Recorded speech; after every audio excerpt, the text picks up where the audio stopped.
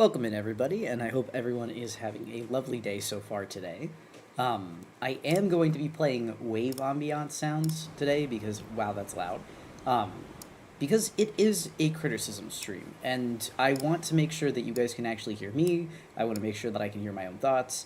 I also want to make the editing process for the YouTube video that will eventually come with this much easier. So, to play wave sounds means that there's no clipping of music. Will this be uploaded to the criticisms of the breakdown playlist? This will be uploaded to the criticisms playlist because people submitted things for this specifically.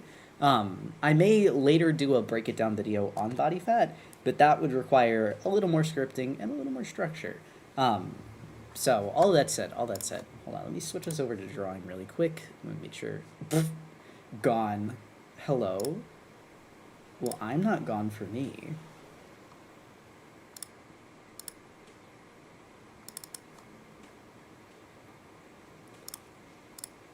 Okay, I don't know why that happened, but I'm not gone. I am now here. That was scary. Anyway, hello. Yes, I want to draw fat people. Okay, good. That's like you're in the right place. So here's the thing. Oh my god, I just smacked the mic too. It's stupid hot out today. I'm also bigger than usual. Hello.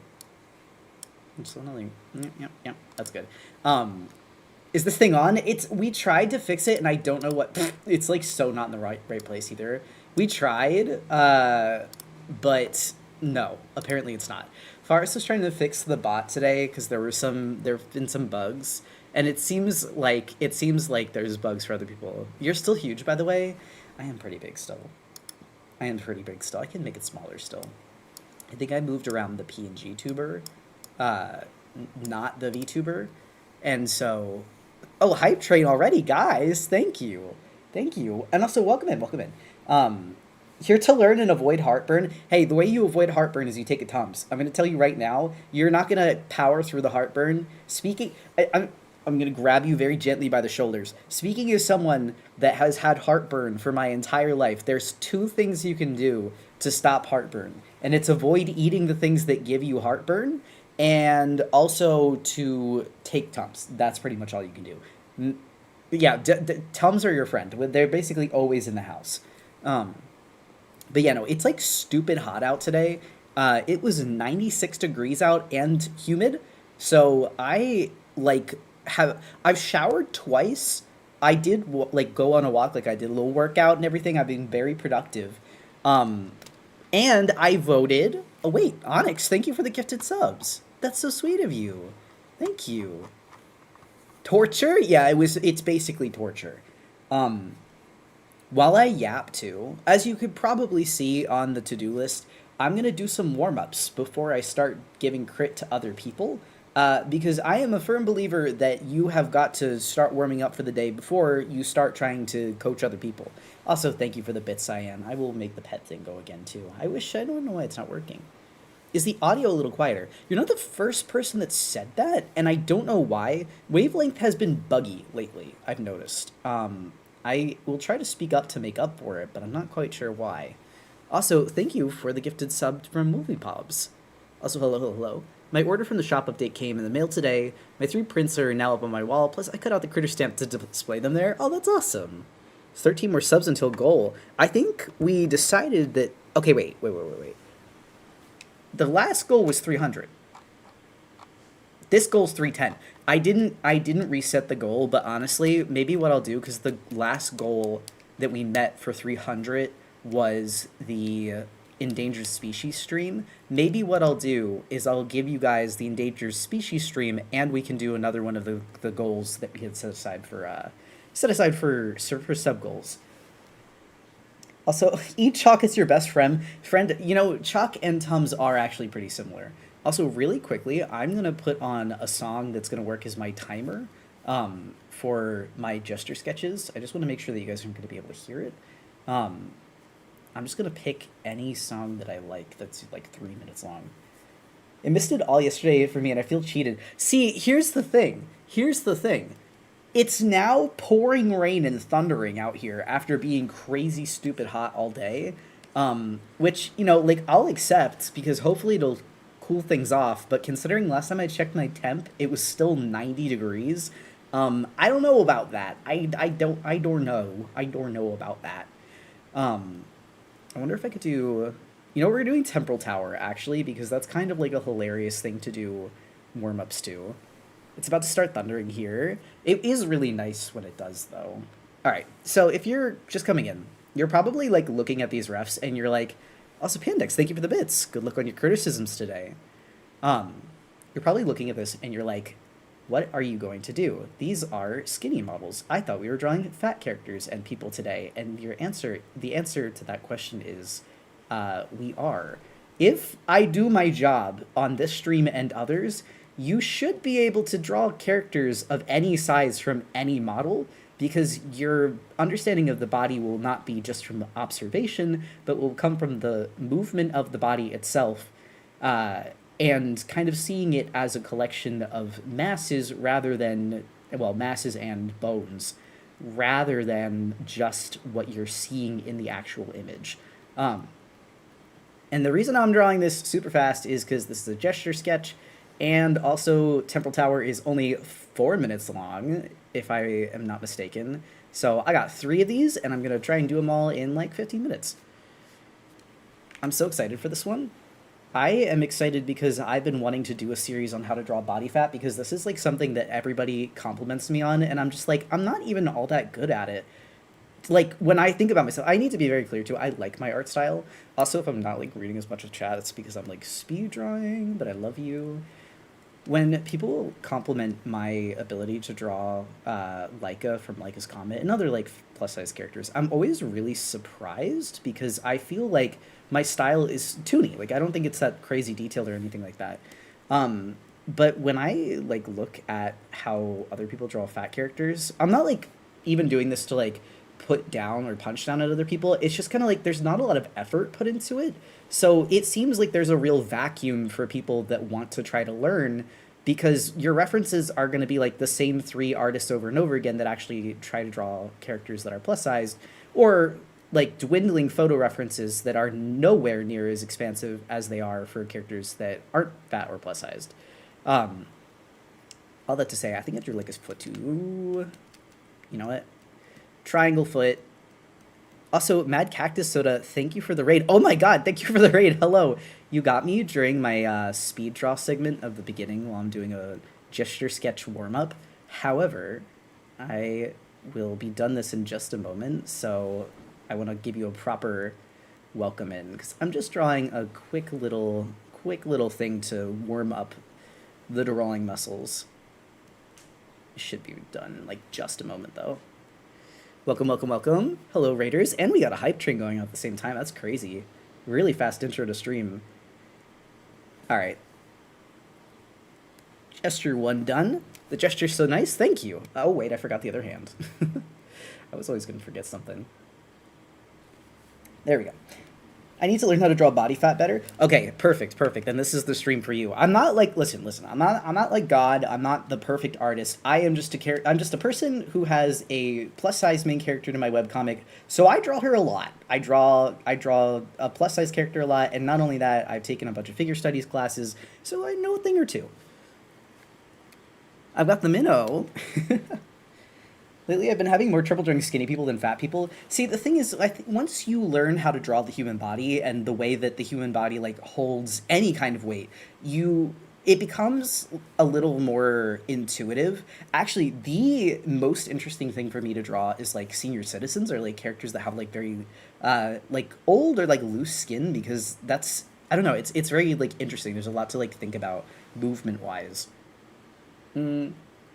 My tablet does not have a screen. I just made a new Sona and I'm struggling for a name. Anyone got any suggestions? They're light to dark green and a cream badger with a star and a heart motif.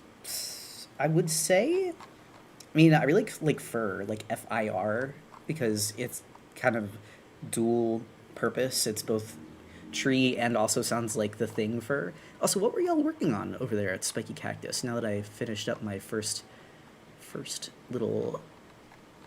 It doesn't look like it says. That's okay. Fern also works. Fern would be very cool. Would love a tutorial on older people someday if you're interested. I would love to. I don't think that I'm like fantastic at it. Hey, the commands work now. Okay, cool. So the commands also work on YouTube. Ignore the siren. We've been working on setting up.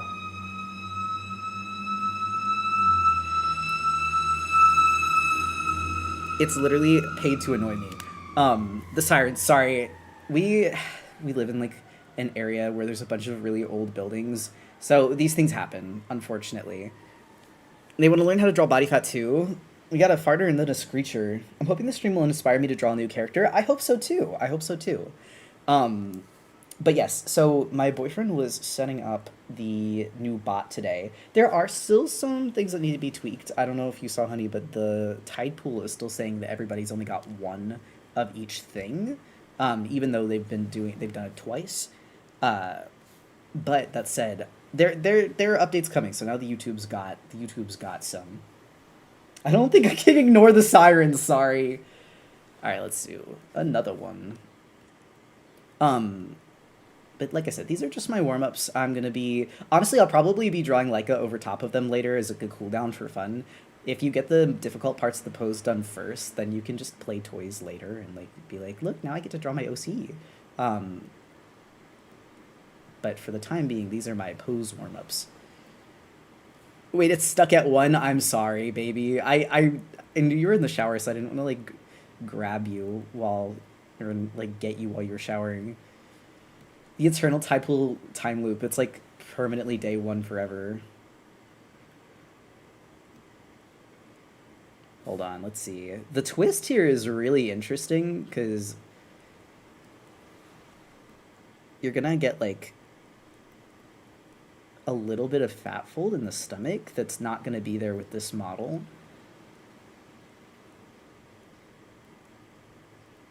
And also probably something with the legs stretching out.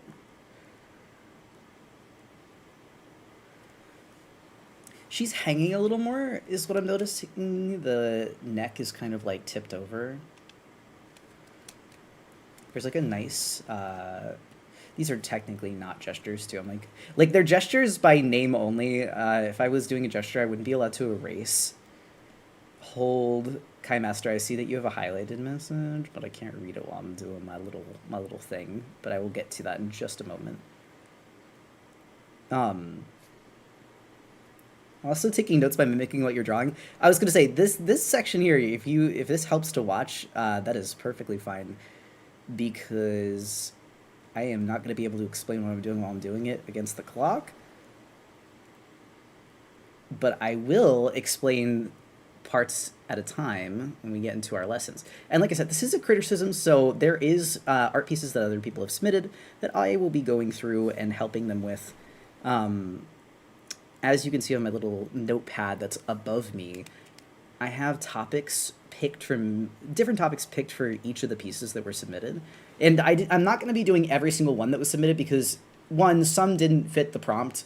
I apologize if you were someone that submitted and you wanted me to look at your thing, but tonight was specifically on like body fat and fat folds, and so if you didn't submit something that was on body fat or fat folds, I was gonna pick it.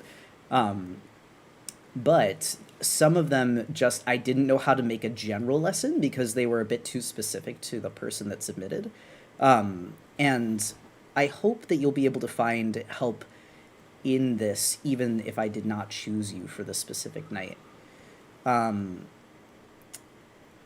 body's a little compact. However, I'm going to accept it for the warm-up so that I can read the highlight.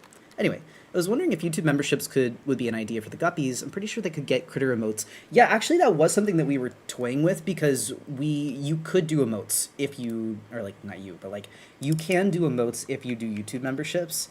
I was trying to save YouTube memberships for once I've got a little more of a backlog of edited YouTube videos too, so that there's more perks than just the emotes. But I don't know, maybe I'll do a poll on YouTube and see if people would want a membership just for emotes or if they want to wait until there's video backlog. We'll see. Today I was learning about brine pools, and I was thinking, is there a brine pool in Four Leaf Island lore? Evil minnows from 5 Polyp Ocean? I actually don't know what a brine pool is. I might have to learn. Hello? What the fuck is ever going on in this goddamn city? Why is like the fucking truck from Jeepers Creepers outside? Howdy, everyone. Not too much to mention today, so I'll just scamper over to the question. If you and Farce could manifest one everyday object of your choosing, what would it be? I'd honestly choose gel pens. Everyday object of your choosing. Probably. Okay, gel pens is a really good choice because, like, gel pens. Good gel pens are, like, honestly very hard to come by. If not that, though, like, canned coffee. Like, I feel like I have to go get canned coffee frequently. Also, hi. Hmm? What was that? Yeah, it didn't work. Oh, I'm sorry. No, it's okay. Also, what do you think the hardest part in the drawing process is? Sometimes, when I go to sketch something, I my brain goes like completely blank, and I can't think of what it is that I want to draw. Like, I'll have inspiration all day. I'll have like ideas to draw all day. Sit down to the canvas, nothing. That's where warm ups like this really help because it kind of gets you in the process of like imagining things in artistic space instead of just trying to fill the blank background. Um, are guppies like minnows but on YouTube? Yes. Guppies are the YouTubers. Minnows are the Twitchies. Great question. That dude just asked because because I hear sirens here and I just hear a loud horn and some sirens. Oh, yeah, sorry. Like I said, I cannot control the motorists outside. Also, hello, Aspen. Welcome in. Bought the Ocean Buddy stickers to put on our new bullet journal. Oh my god, wait, hold on. Pause. I literally just got a sticker from an artist I really like. I am part of sticker and print clubs myself. I would not ask you to join mine and then not be part of them myself. Um, I've been part of Vex Sticker Club for like fucking ever. I say forever, but I think it's probably been like a few months at this point. And I don't know if Vec has drawn cats before. I have never experienced like when people say like gender looking at a piece of art, but I got this sticker today and I was like, I get it now. Like I fully get it. Looking at this is gender. Like this is the ideal for me. So sorry for off topic. I want to make a Mega Gardevoir illustration for my partner because it's their favorite Pokemon, but I don't know much about Gardevoir or Pokemon in general, so I was wondering if you had any ideas for it. Gardevoir is like a very elegant Pokemon, like she's very like ladylike, although Gardevoir can be any gender for that reference. Um, I would say if you want to make a Gardevoir illustration, you could focus on things like lattice work, lace, kind of like gardens. I feel like for me, Gardevoir always reminds me of like weeping willows, tea parties, etc. Um, but anyway, this is what I wanted to share because I got this today and I was like, this is beautiful. I was so excited to get this. Haven't popped into stream in a while, but I saw this title and figured, hey, I should probably start learning this. Wonderful. Welcome in. We are still doing warm up. I have one more gesture sketch to do before I get to the kind of lesson part of things. I'm going to. That sticker is gorgeous. No, I'm putting it on my journal. I haven't had any stickers to put on my journal. No, that's a fib. I have one actually, which is funny because it's also an angel cat. Hold on, now I can do. Why are you up there? Hello? Okay. I do this. This is Wire Mother, so the minnows don't experience abandonment. Off topic from stream, but have you heard the unfinished musical Bad Cruise by Ariel Hope Stump? I have not. I'm not like a huge musical guy, but that sounds cool. Sorry, this is Wire Mother because people get sad when Critter's gone. Thank you for clarifying. Do they look any different? I'm wondering because I want to make a guppy Sona. The only difference is that the minnow has the little two-pronged tail and the guppy has a rounded circular tail, which I can literally draw in just a moment. There we go. Dude, my phone, I'm charging it while I'm using it on stream. It's overheating to hell. It's really warm. But, oh, who's the artist of the sticker? It's Vec B Art, so VECBART. I do believe Vec prefers 18 plus audience as a heads up. I'm all ages, but not all of the artists that I like am fans of are obviously because I'm 27. But I do think that Vec's main account is like safe for work. Hold on, let me see if I can find. That's what I was gonna say. This one is by Creepy Gatos, who is another artist I think is very cool. Like I said, I've got 2 angel cats for my journal now. Get substituted basically, and now I can come back. First time here. I love your son of VTuber. What animal is it? Critter is actually a one of the kind monster. It's not any specific species. It's kind of an amalgamation of a bunch of different creatures. Um, where did the real Critter go? Listen. I had to hide it for a second so I could use my phone. Um, this guy's inspired us to start journaling, but yesterday's entry was just migraine. Yeah, so, honestly, I had like a hard time with journals. I like did an entry in my journal and then I ripped it out because I thought it was ugly. So I'm trying. I'm not the fantastic. I'm not the best. Who's the other artist other than Creepy Gatos? VecB Art. So VECB Art. The art style. Did you draw it or possibly rig it? I did draw the model. My boyfriend rigged it. So with this is kind of like our model baby together. All right. It is time. One of my entries was wrist hurts. It's okay. No, literally. Um, also, can you guys hear wave sounds? Can you hear like gulls and wave sounds and like ocean ambiance? If not, I can turn it up. I don't want it to be like completely dead silent, but I also want it to not be like overpowering. Um, how do we know it's real Critter? Because there's only one model. They're very quiet. Oh man. All right, hold on. Thank you for. I'm glad I asked though. I can turn it up just a little bit. Let me know if it gets like intrusive. If it gets it, I just turned it up a bit. If it's intrusive, I can turn it down a little more. But that should be okay. Like that should be at an okay volume now. It's so ocean in here. Oh my god, this is majorly pissing me off. There's so many wires. How much did you turn it up? Like a percentage? Like 10%. Not too much. Much better? Okay. I cannot hear music anymore. There is no music. There's no music today, but there is like wave noises. The reason I do this is because when I edit YouTube videos for art videos or whatever it is, it's a lot easier to not have to like try to chop around music and then also add another layer of music over top. So when I do Critter Breaks It Down, which is basically where I like explain topics from ground up, or criticisms like this where I take people's art pieces and then I help like give critiques on things that they might be struggling with. I don't usually play music for those streams just because it's a little easier for me to edit the video in post or for an editor like my friend Andy to do. Will you be going over how fat sits around elbows and knees or not whatnot?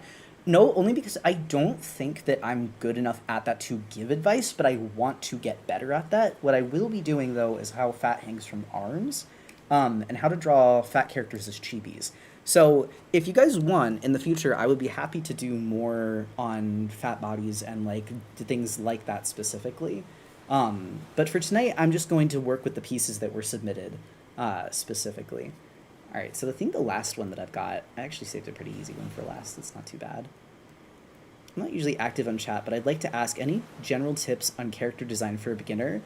I could help you with that on another stream because this tonight's stream is specifically on the topic of like like plus size characters and body fat.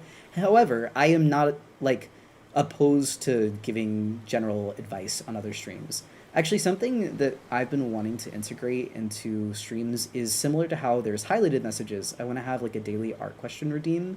But while we've been toggling with the bot, it hasn't been the time to like add something brand new, especially because like it could fail. All that said, not a bad question. Bookmark it and save it for another stream because that is not the focus of tonight's stream, but I do want to be able to help you out. Criticisms? Oh, exactly. That's what the name or where the name came from is one of the minnows actually suggested that, and I was like, wait, that's so fun. Now here's the thing. The leg does.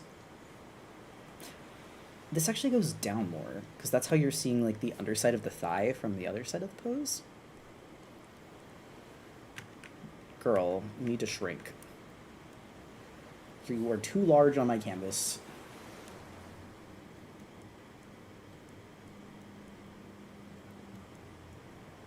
I also just love drawing Leica. Like, she's very fun for me to draw.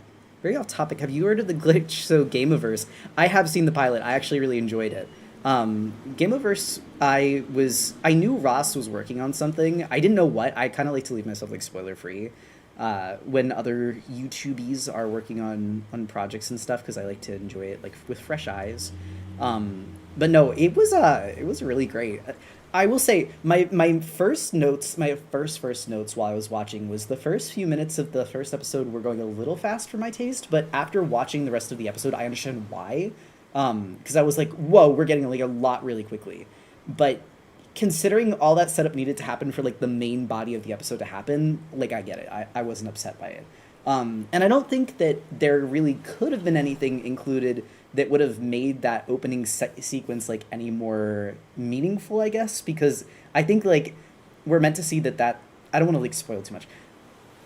The loss was kind of meant to feel jarring and really sudden, and I think kind of not as like built up to because it builds up to the rest of the show itself.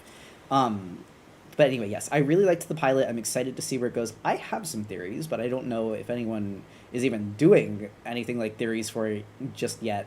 So I'll see. I'm keeping things quiet for the time being. I'm also gonna kind of like change her head position from like the models because I want to have something a little more fun. Anyway, actually, no, the leg's fine. The leg is fine. Oh, but I want to do more of a stomach because like she is bending back technically. But, like even so, there we go. My gestures. It was kind of funny how the trailer for Game of versus Canon. Wait, I didn't even know there was a trailer. I've been so overstimulated lately. I'm glad to be able to watch your streams to calm down. Welcome in, and I hope this helps too. Just like you must watch the trailer for reference on the pilot. Why not include that trailer in the beginning? I'm gonna be so honest. I've never even seen the trailer. I didn't know that I didn't know there was one. The trailer sets up the first episode, but it's not required reading, in my opinion. Okay, trailer shows what happened with the Lernosaurus. I don't know how I feel about that. I mean, if it's not, I still enjoyed the first episode without having seen it or even like knowing that it existed.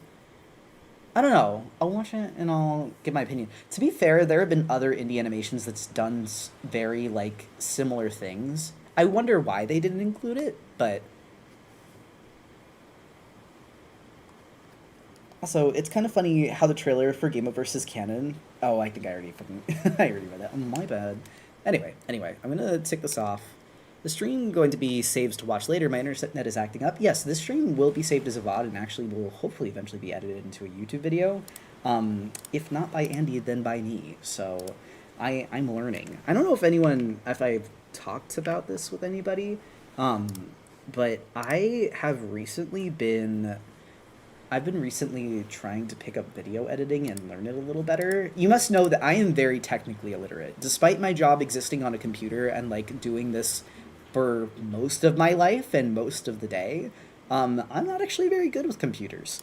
I like it's something that I think I've always been a little avoidant of because I'm always worried that I'm gonna like blow things up if I do it wrong. It's kind of how the trailer of Digital Circus is canon, but happens in episode 8, the scene where Kane throws knives at Pomni.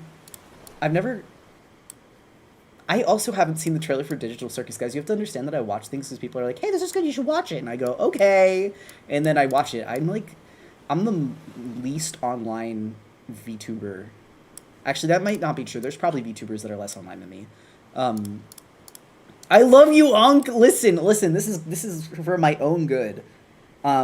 I cannot be online because one, I get distracted so fast. Like people are like, "Oh my god, how do you get so much done? Like, you're a productivity king?" And it's like because I'm a monk. Like I don't do anything. Like all I do is draw and work out and clean. That's basically all I do.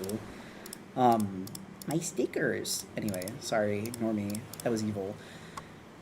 The first point for stream, I think, is going to be this one. I'm not bald, actually, thank God. So maybe I'm not a monk. I'm some other shit. Let me grab my first submission. Yeah, here we are. This submission is from Sarah. Sarah said that while drawing this piece, I found myself struggling a bit with how fat sits on the body. I do use references, but I was wondering if I was on the right track or if maybe there was anything I overlooked. So this very first character that we're going to be working with, I'm going to... How many submissions are you doing? This is going to be a bit of a longer stream. There are 5 submissions, and there are more that I could work with, but I picked 5 specifically for the lesson that I was planning. Update on the Badger. I picked Chive. Thank you to whoever suggested it. Your lifesaver. They were almost named Soup Spoon. You know, the problem is with like placeholder names with that, they end up sticking because that's what happened with Rogue Boy. So really, really love this character. And actually, what I'm going to do, instead of like fully redrawing the body, I'm going to copy paste in Redline. And I was going to say, this is already really good. Most of the submissions that I got, and I don't even want to say most because that makes it sound like there were ones that weren't good. I need to make it very clear. Actually, before I even start this, because I like to give this little disclaimer at the beginning of any criticisms. I am not like art god. Like, I love helping people. I love to help, like, people with things that they're stuck on artistically because I know how frustrating it can be, and sometimes getting a second set of eyes is like the best thing that you can do when you're stuck in a rut. But I do want to say that almost every single art piece that gets submitted for these, fantastic artists, very, very talented, very skilled, and I can tell that you guys are working hard. I pick these not to single them out, and again, because like these are willingly and consensually submitted. I'm not just grabbing random people's art. Um, I just want to help with things that I notice, and there may even be things that chat notices. As a matter of fact, sometimes when we do these criticisms, chat points out things that I didn't pick up on. But I tried to like structure the lessons so that there's sort of a follow through with each piece. So that's what we're going to be doing tonight. This piece specifically, I wanted to start with like how gravity affects body fat, because that was the first thing that I noticed with this, was that you have a really good idea of like where the placement of body fat is, how much body fat you want to have, kind of the volume, the volumetric nature of the body fat. But one thing that I'm noticing specifically is that your body fat isn't sagging enough. It's a little floaty, but that happens a lot with like furry art too. So, did the criticism start already? Also, side question, did yesterday's stream get taken down from Twitch for some reason? Yeah, it's down, but also the criticisms have started. Um, Also, can I say this art style is so cute? Oh, absolutely. I think it is. Your colors are also really nice. The blank document paralysis is so bad. Sometimes my nothing, it gets me badly. It gets me badly. One of the things that I always suggest people do when you are struggling with body fat, like gravity, weight, how things are like held on the body. Well, first of all, your belly button is going to be like kind of a midpoint for you. It's going to serve as sort of like a circumference, I guess. I guess that's diameter. Um, it's going to serve as like kind of a diameter for your body, and keep track of where everything is. Can we get credit for the original artist?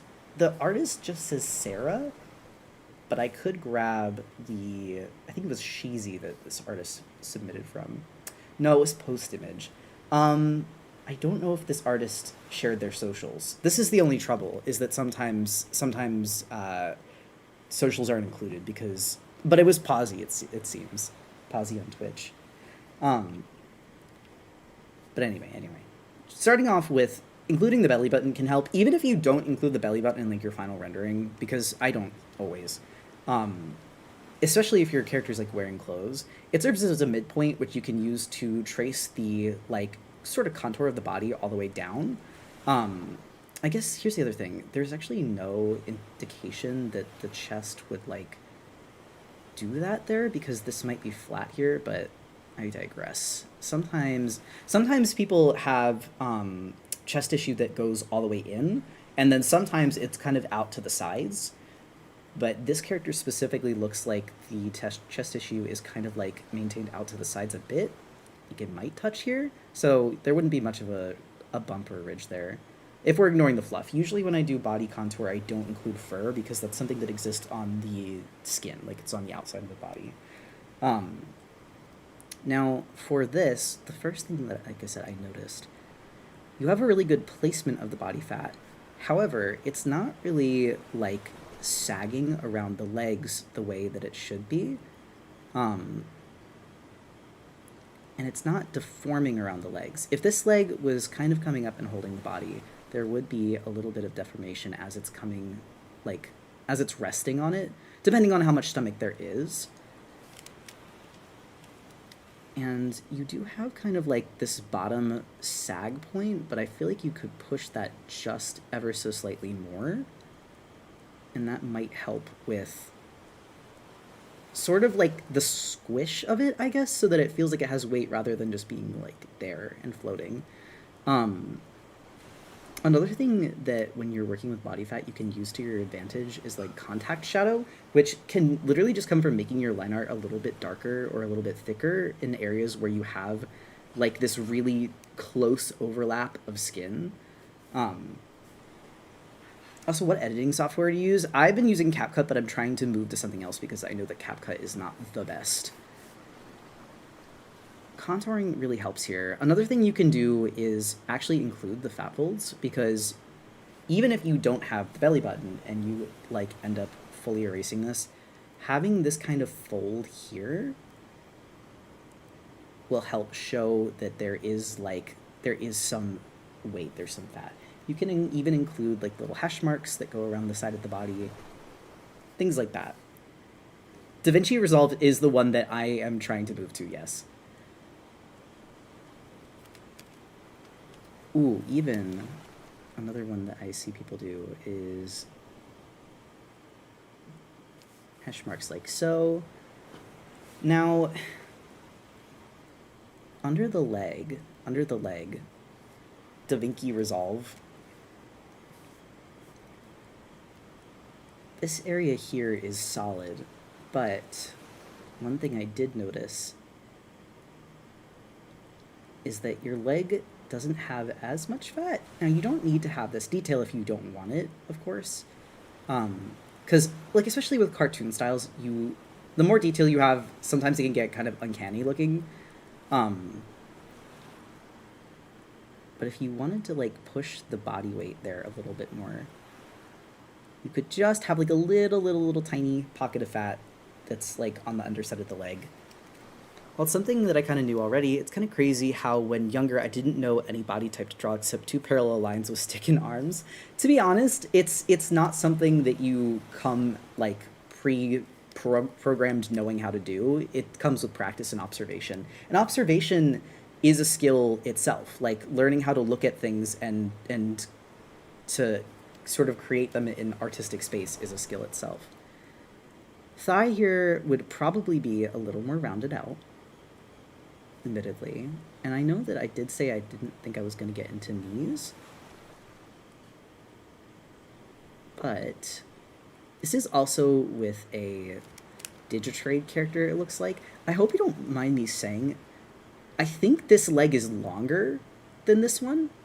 So you actually might want to extend this leg a little bit, just so that they're like closer in length.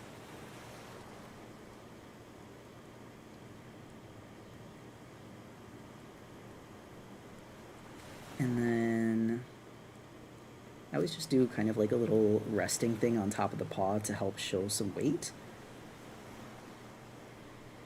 Because even though this character's got wings, so I'm assuming that the floatiness is kind of intentional, you still want to let it be known that that foot would be the contact point if that foot is actually making contact with the ground. Keeping proportions even... Also, hi, first time here. I really love your character. Thank you. The character on screen is not mine personally, but if you mean Critter, then thank you very much. Critter is my baby. You're reminder to eat healthy, but also have nice treats for yourself. This is very true. I actually had an omelet before stream. The other thing is I'm like fighting with the stomach area. I'm like, I feel like I could do better with this.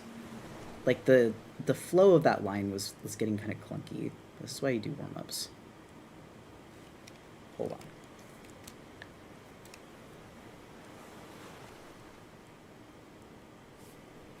Every time your husband comes into the room, I think you're just a small little critter and you're looking up to this tall dude. I hate to break it to you, while Forrest is very tall, I am also 5'6". So we're not that far apart. He's like half a foot taller than me, which I guess is a lot, depending on what you consider to be tall. Since Posy is here, you can also tell me, do you want there to be a fold around this mid area? Is that something that you would want, or would you rather that this portion stay smooth? Because part of that just implies like a buckle or like a fold in the fat there, but also I don't want to go against how like your vision for the character's body fat is for your design. Non-binary height U plus I said before God.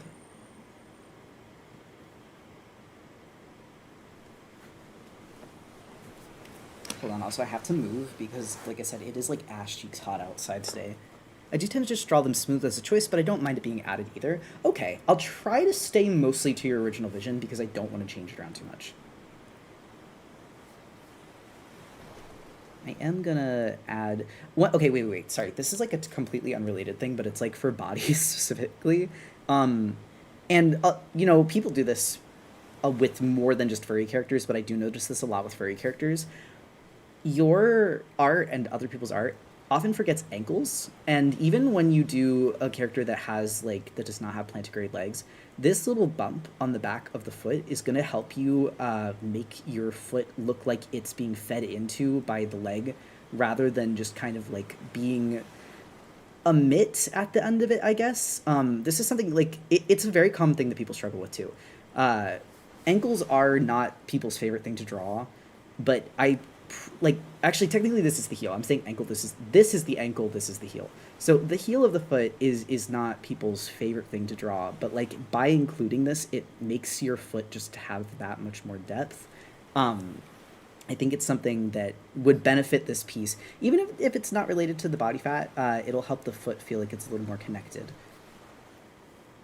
Ankles ain't my favorite thing to have. Yeah, I like they're good for us as you know, animals that stand on our hind legs, but they're not pleasant because of razor scooters and corners and age and many things. I actually had, speaking of healthy eating though, I had a. I'm also gonna make this thigh bigger. Sorry, there's two things that I'm gonna do here. I'm gonna bevel this like that, and my reasoning for that is because the stomach is going to rest on top of that leg just a little bit. If you think like you're getting this from here, and it will wrap around, but there is going to be some stomach that rests on that. And then also I'm going to round this thigh out just a bit more because proportionally speaking, this thigh did not look big enough when next to the thigh on the other side. Especially if that thigh is going to be supporting a kind of thicker lower leg. So glad to finally be able to catch one of your streams. You've been huge not only for our development as artists, but also as system. Welcome in, and hello, Angelic Sprinkles. Critter is locking in tonight. Thank you. I try when I'm here. Also, like, to be fair, the criticism streams are the lock-in streams. That's why I don't do them all the time, because I think if I did, my brain would just turn to paste. So here's the other thing. I'm going to draw through the body right now, because I want to show you what the body would look like behind the arms. And then on a separate layer, I'm going to draw the arms behind. So one thing with the chest tissue, and I can literally call this whatever you prefer because I know that different people like referring to their bodies differently. The way that this is sitting is not exactly how they would sit on the human body. When you think of the chest, one of the things that people kind of like fall into when they're younger artists or beginning artists is that they will draw the chest just like two orbs, and it's like, well, they simply do not look like this. They don't even really look like that when they're fake, but like they super don't look like that on anybody, like in real life. Especially when you've got body fat, the chest tends to hang more like two teardrops, and it will kind of come out of this connecting point that connects both to the armpits and to the internal clavicle here. It's a little hard to do from this angle that I've created for myself, but don't worry about it. Which is why a lot of clothing is designed this way, because it's meant to hold that body fat in a way that feels natural and comfortable for the human body to wear. One thing that I noticed with this character specifically is that the chest is not drawn badly, but you could add a little more weight there that makes it look like it's sagging if that's supposed to help show that the character is plus sized. But I won't take away or like remove anything that's part of the design. Did you want to give this character a double chin? Was that part of the design, or was I just seeing the shape of the chin itself? If it was meant to have a double chin, I could go into that now. How do you draw the tail? This tail is not a character I've drawn. If you're talking about Critter's tail is not something I'm teaching on right now. Seeing beautiful visions. I'll never forget trying to explain this to someone. They kept insisting chest is circles. So you can only lead a horse to water, you can't make it drink, I like to say. Also, part of the reason that I do these dual lines here is because there are going to be like imperfect skin folds when you have like, even places like the wrist, when you bend it, they're gonna have bends like this on the outside of the wrist. This just helps it look a little more like skin rather than like a rubber suit, I guess. It might sound kind of weird to think of skin as like folding. It might not sound very appealing, but when they're such small lines like this, they're details that people kind of like gloss over. If you were to zoom in super close to the piece, that's where it might get a little uncomfortable. Why are there so many horse iodimes? Well, human beings did famously ride horses and also have like entire technological advancement made around the fact that we were able to ride horses. We are fleshy creatures. Oh, also thank you, Aspen, and also thank you, Pazzi. Okay, so this character is meant to have a double chin. So one thing right off rip I wanted to say, when drawing characters with double chins, especially from a 3/4 or front view, you actually might not want to connect the chin part to the actual external of the face, because that skin there, especially when you are a character or a person that's plus-sized, it's very soft. It's not something that's going to have a very defined ridge or jawline, and so this can help that look more like a double chin rather than looking like a defined, very angular chin. That's something I see a lot of people struggle with, is that there's this desire to like iodimes. Is that not how you say? How do you say that word? How do you say that word? I don't know. I don't know how to read. Actually, I do know how to read. I know how to read. I just don't know how to pronounce things because I didn't have any friends growing up. Iondimes? Idioms? What the fuck? Hello? We're getting completely different answers. Hold on. Pause. Idioms? Idioms. Idioms? Okay. I didn't know what the fuck you were talking about. Sorry, I didn't know. I don't know either. Clearly. I don't know. 27 different answers. None of you know how to pronounce the word. Now I don't feel crazy. It's just a hard word to pronounce. Hold on. All right, hold on. Let me do like a little double chin thing here. I can even do it with Leica. You guys know her. You love Leica, right? We love Leica here. I thought you were talking about an element. Please fucking spare me. I'm dying. Getting ripped to shreds because I don't know how to pronounce anything. Let me move this over. Portuguese is espresso. I cannot. No, I'm not going to try saying that I love you, but I'm not going to do that to myself. I respect myself. I respect myself more. Okay, really quickly with double chins, right? For Leica, sometimes when drawing her from the front, to make it obvious that I'm giving her a double chin, I will disconnect the sort of underside of her face from the sides of the neck, because that skin would be rounded out, so it would not have as harsh of a defining jawline and shadow. Similarly here, with this character, you can erase the connecting line from the external of the neck. Actually, even round the outer line of the neck out a bit, and then just have one little sort of pocket line for the chin that will help show that the character's meant to have a double chin. Oh, welcome in, Raiders. Hello, Greylock. Also, hold on, I think I saw a highlight before. Will the finished criticism art be uploaded after stream? I will not be uploading the art after stream. I will be sharing these files with the mods of the Leica's Discord server. I usually just leave these kind of like in the stream themselves, but for those that might want to practice with them, I figured having them in the server will help.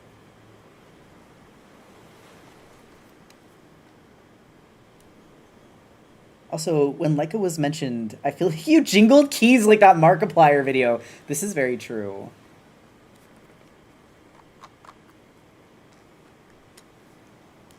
we gonna get the Garfield mode again? Oh, right, because Greylock was the person that did that. I forgot. I forgot. Anyway, sorry, now I'm just drawing beautiful Leica because I love her. Guys, I was drawing Leica earlier today. I was working on Leica's comic. I've been flying through the page this week. I don't know if it's just because I, like, my third eye snapped open and I've been, like, getting work done so quickly.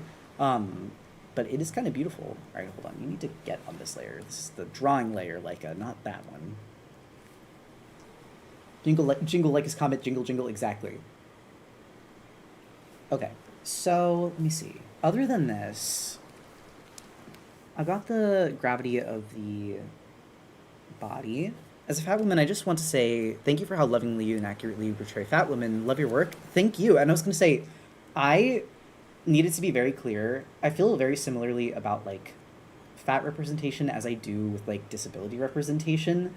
At some point in our lives, everyone's going to be fat. Everyone's going to be fat or some kind of body that is not considered conventionally desirable or the standard, which I think is something that needs to be challenged in itself. But part of the reason that I, like, am very passionate about this is because I want people to love themselves and be comfortable within themselves regardless of whether they or not other people give them sort of, like, this stamp of approval that, like, okay, you can look like this. And also just show you that you can be beautiful and you can be loved and you can be something that's worth taking time to depict and learn about. And I feel that way about all people in all bodies, but I try to focus on the ones that I see not getting the attention that I feel they deserve. So that's one of the reasons that I like doing these little criticisms night on specific body types. Don't make me cry. Listen, I'm speaking, like, one of the things that was really hard for me as I've been getting older, and I say getting older, I'm really not even that old. I'm 27. But I was, like, during my food service era where I was constantly on my feet and I was not eating well, and honestly, I was actually, like, really unhealthy. I was also small. Like, I was very, very skinny. And I think that because of that, there was, like, a lot of body confidence issues that I've had as I've gotten older because unfortunately the gay community can be really fat phobic. I would say that they're a little better, especially in different pockets. Like, the furry community can be really body positive. A lot of parts of Tumblr can be very body positive, but it's not all of them. And the ones that aren't are really hurtful, and it can be hard to, like, they feel welcomed in parts of the community that, like, go out of their way to make you feel unwanted or unwelcome. So I've been not just battling with that internally, but also been trying to share the things that have helped me with other people. Because I know if I've experienced it, I'm sure I'm not the only one. And I want to see if I can maybe save you some of the pain that I had to go through. I was looking over your Tumblr to find Art of Shoal, and I found an ask I sent to your blog about how much I love Shoal's design and how much it meant to me. It made me smile again. I'm so excited for Shoal. Like, I'm excited for Algernon because she's literally the next chapter, and that's, like, I've been geeking for Algernon's chapter since the beginning of Leica's Comet, if we're being completely honest. However, I am very excited for Shoal. I love Shoal's chapter. I think it's also, like, a nice, like, it's not a nothing chapter because there actually quite a lot happens lore development-wise in that chapter, but I do think that it is also just, like, a nice slowdown compared to some of the chapters that come before it. Which do we want, Yuri? Dude, my stream is so delayed. Welcome in, Raiders. It's okay. I welcome them too. Also, these little, like, guidelines, these are not the reason I, like, thinned them out. You don't have to draw them, right? These are there for you to kind of, like, consider the volume of the body. But when you go back to draw, if you were only to draw and, like, just completely knock all of this back, you can see how there's a little more volume and a little more weight conveyed now that you've drawn those guidelines in, as opposed to the original drawing, which I still think was very good, and you got the fat placement really, really nicely. There's just a little more weight now to this than there was previously. I literally just finished reading the entirety of Leica's comic, Leica's comic, because I saw the main character was a plus-size trans woman, and that meant a lot to me. I'm doing with little heart fingers. I know you can't see, but I'm glad. She was made for you. She was made for you because the people that made me feel welcome in the trans community and welcome in my body were plus-size trans women, so this is my, like, paying it forward, in a way. Also, just because I fucking love Leica. She's like a daughter to me. Also, thank you for the hydrate. All that said, if there's anything else you would want to know for this specific segment, let me know. I can do that really quickly. But if not, I am going to move on to the next one because I think the next one is types of stomachs. Do you have hair tutorials? No, I've actually never done a hair tutorial. I've done like some explanations of like how I draw hair, but I actually don't feel like I'm the best at hair. It's something I want to work on, but it's not my like strong suit really. Hold on, I will do a little folder. The one thing I miss about Tumblr is that all the trans people are there. That's the thing that's been there's two things that my social media detox has told me. One, I love attention, and two, I miss seeing transgender people. Now that makes me question what motivated Leica to become trans. You know, there's actually a little mini comic strip on that if you wanted it. I can go get it.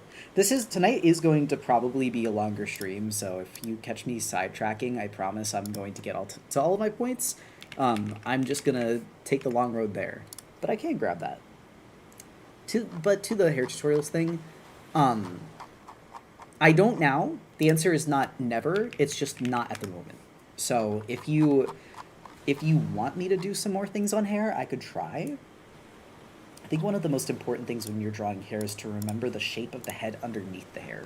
Because that's something I see a lot of people struggle with, is that they just kind of put the hair on top and then it looks like the head got like flattened or like the dimensions are getting lost. But that's a figure thing in general. Also, I can share it to the YouTube chat as well. This little side strip is about Leica, and specifically about how she realized she was trans. So, all right. So, to the next one. Let me grab that. I think the types of stomachs one I had was... Actually, did I have one for this? No, I think I was going to cover this with this one too.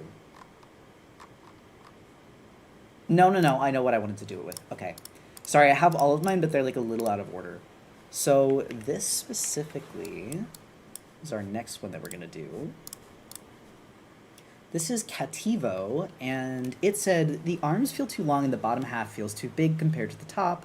I want to know how to make the fat distribution a bit more in the belly. And I'm going to write Cativo here on the canvas so people know. Skylar the Tatsu, thank you for the resub. Oof.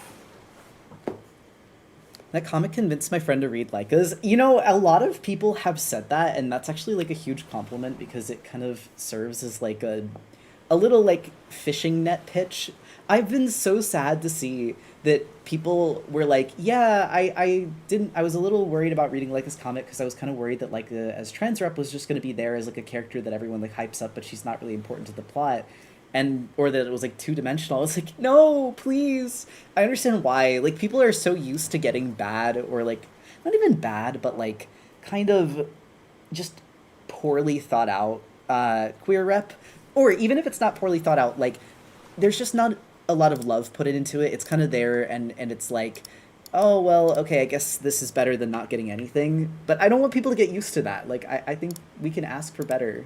We can want for better. And I hope that I'm doing that with Leica. Oh, hello, I needed this. Welcome in, Bug Paws. Hello. It's easy to worry about a character being tokenized for real. I mean, okay, and it can still happen. Like, it absolutely can still happen. So don't use this as your get out of jail free card. Don't go write a tokenized character and then be like, but no, Forley Island told me as long as they have more than one, it's fine.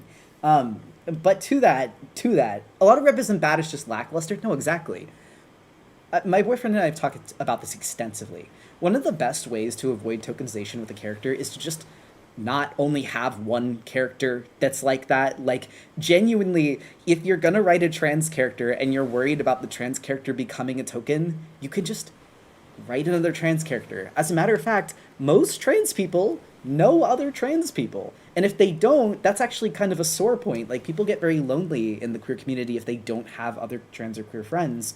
Similar to people of color. People of color often, frequently know other people of color like their fucking family, for one. But you can even write from that perspective that if they are adopted by a family that are not people of color, if they're adopted by a white family, that is a point of contention for a lot of people of color because they feel disconnected from their community. I would highly suggest talking to and getting interviews from people What are we talking about? Talking about like tokenization. Talking about tokenization and how to avoid tokenization, but also like that a very easy way to avoid doing it is just to have more than one character. What does tokenize mean? I'm going to do my best to explain this. Technically speaking, token characters are like a character of a specific minority group that exists to kind of like hit a tick box and go, look, this is my XYZ character. Like, this is my trans character. This is my black character. And there's nothing wrong with wanting your story to be inclusive, but a lot of people's complaint with tokenization is not the inclusion of the character, but the character's representation is lackluster, or they seem to only exist to kind of fill that tick box. Don't create one character, create a community. Exactly. And also think about that character beyond their marginalized identity. I know that, like, unfortunately, this is a talking point that's been co-opted by, like, a lot of, like, right-wing grifters and people that just don't want diversity to exist at all. I feel the opposite way. I actually welcome it and want it to exist. I just want it to exist in a way that's well thought out and meaningful, instead of just kind of there like I'm being handed a sticker and being like here you go, here's your representation, are you fucking happy, spend money. Like that, I don't like that. I don't like feeling like I'm trying to be bought out by being included. I would like the characters to actually be written like people or characters at that point. As a trans guy, almost my whole friend group is trans, as is mine. Like an autistic person who can relate with other autistic people, kind of similarly, yeah. All that said, I am going to move on to this character. So the thing that Kativo was asking is, it was asking for help with, one, the arms. And yes, I do actually think that the arms are too long. Hold on, I'm on the wrong layer. But it's not that difficult to fix. And two, applying more body fat to the stomach area than the lower body. I don't actually think that you need to move any fat from the lower body. This is just where talking about different types of stomach fat and stomach weight are going to come into play. One thing that I see also is the token label sort of a spectrum. I assume for some characters that would be hard to define. It's not a fandom term. It is a term that's used in like media and movie analysis. I would love to know the origin of it actually. I first heard token as it applied to like black character representation in movies and TV, about how oftentimes black characters in fiction are sidelined for their white counterparts, and they're kind of just included for the sake of including a character that is black, but not given nearly as much attention in terms of writing or screen time.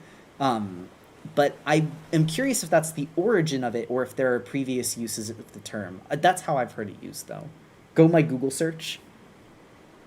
Exactly, like the one singular black sidekick trope, and then that sidekick doesn't have any on-screen development or time, they're just kind of there. Or worse, like how it was very common in the early 2000s, like the black comedic relief character that had no development other than just being there to kind of be a shtick to laugh at. I wouldn't be surprised if it began because of horror movies' inclusion of black characters, which has always been so interesting to me, considering some of the most historic horror movies have had black characters as the main characters. Like, Night of the Living Dead. I also have to say this with a grain of salt. I've not watched Night of the Living Dead, I'm not a huge zombie fan, but I am a horror fan, and I like historic horror. So, seeing that it was like such a huge monumental cornerstone film, to not have like black characters be taken seriously in horror has always been really surprising to me. Quick Google search says it started in the 1950s and was based on racial segregation. Wiki quote, tokenism emerged as a solution that, though earnest in effort, only acknowledged an issue without actually solving it. Thank you, Radiclock. That is really interesting. Also, really quick, I am going to get... Sorry, that was a nice side tangent, but I want to get back to this. As it stands... Also, yes, it is you, Kativo. As it stands, your character has a body type that I think I've heard some people call a pair body type, where there is kind of like a downward slope. It's not as dramatized as it is with some pair body types, but it is still there. If you're looking to focus more of the body fat in the stomach, you may benefit from having giving the character like an apple body type, but specifically a more rounded out stomach, because right here there is this like fold. And that does very frequently happen when people carry a lot of fat in their stomach. But there is different ways in which people can carry fat in their stomach.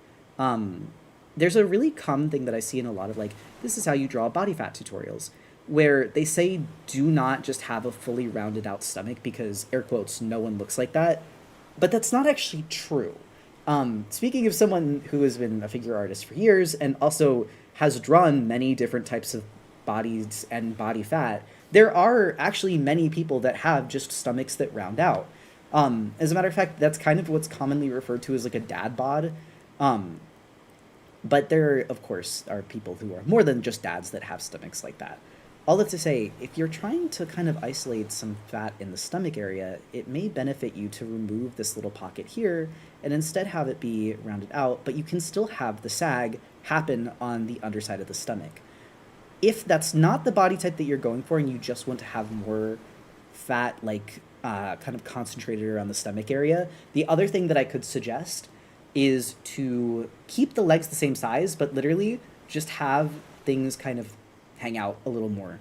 You can still have this fold here at the center, but you can have the stomach kind of hang down past the belt line. Because right now, everything's very neatly tucked into the belt line, but it would probably be resting more on top of it, whereas this center area where around the belly button, there's not as much fat collected there with this type of body, like where there's like the center fold.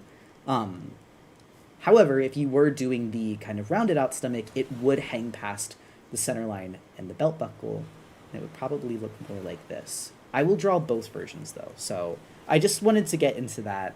I've even seen some people who carry their body fat more in like the sides, so they might have like a flatter stomach, but then there's like more back and hip fat. And Farsht is actually a little more like this, where he doesn't have as much stomach fat, but he does have like more like back and hip fat. Like love handles, yes, exactly. There's a lot of different places that you can carry body fat.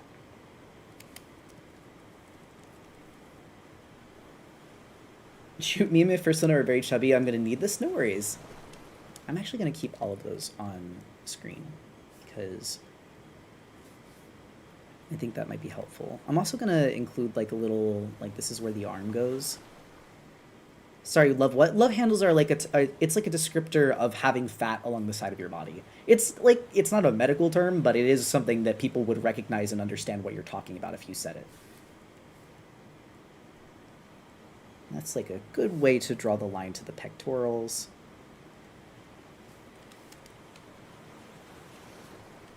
Okay, let me see how this is. Okay, you can still see that all.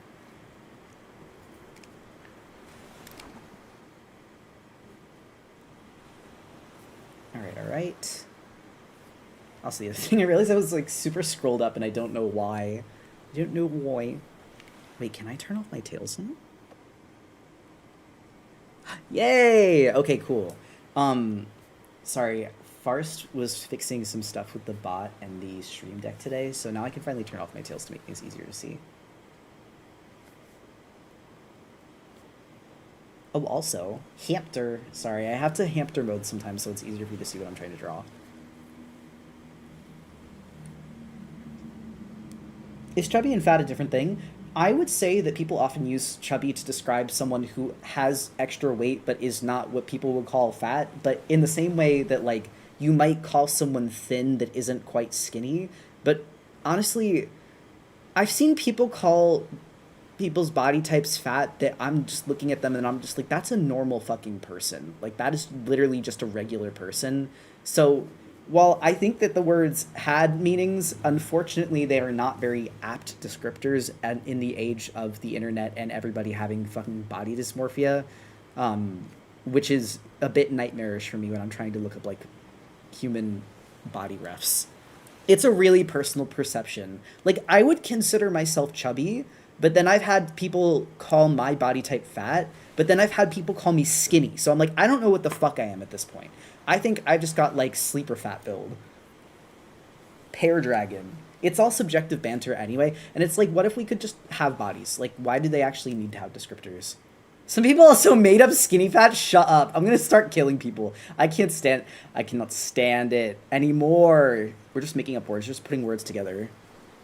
Sleeper fat goes hard. Sleeper fat's like, I wear baggy clothes and you don't know what's going on. It could be built like, be built like a line cook underneath, or I could be built like a pear dragon fur. You'll never know. My twin, exactly. So why I love wearing overalls, because it's like I go from, I just become a box. You'll never know. You'll never like it covers everything.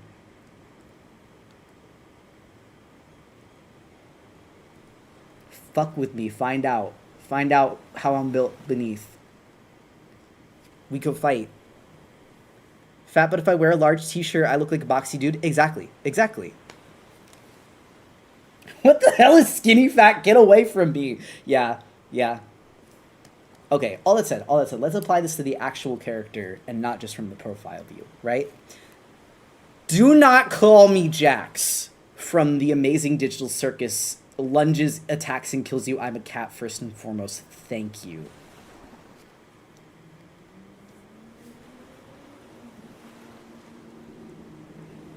Hold on. I do... Sorry. I'm not actually that mad about it. That was mostly tongue in cheek. But also, no, I'm not Jax. Not even close. Not even close.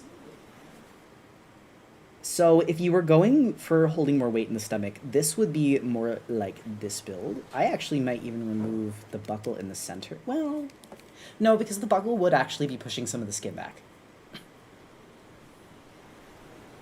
Like a me got a crush on Road Boy Me. That happened in my island, and Algernon confessed to her 3 times and got rejected all 3 times. And then today, after rejecting her 3 times, Leica's like, wait, Algernon's kind of cute. I'm like, finally, lesbianism win, because this was like gay failure after gay failure for a while.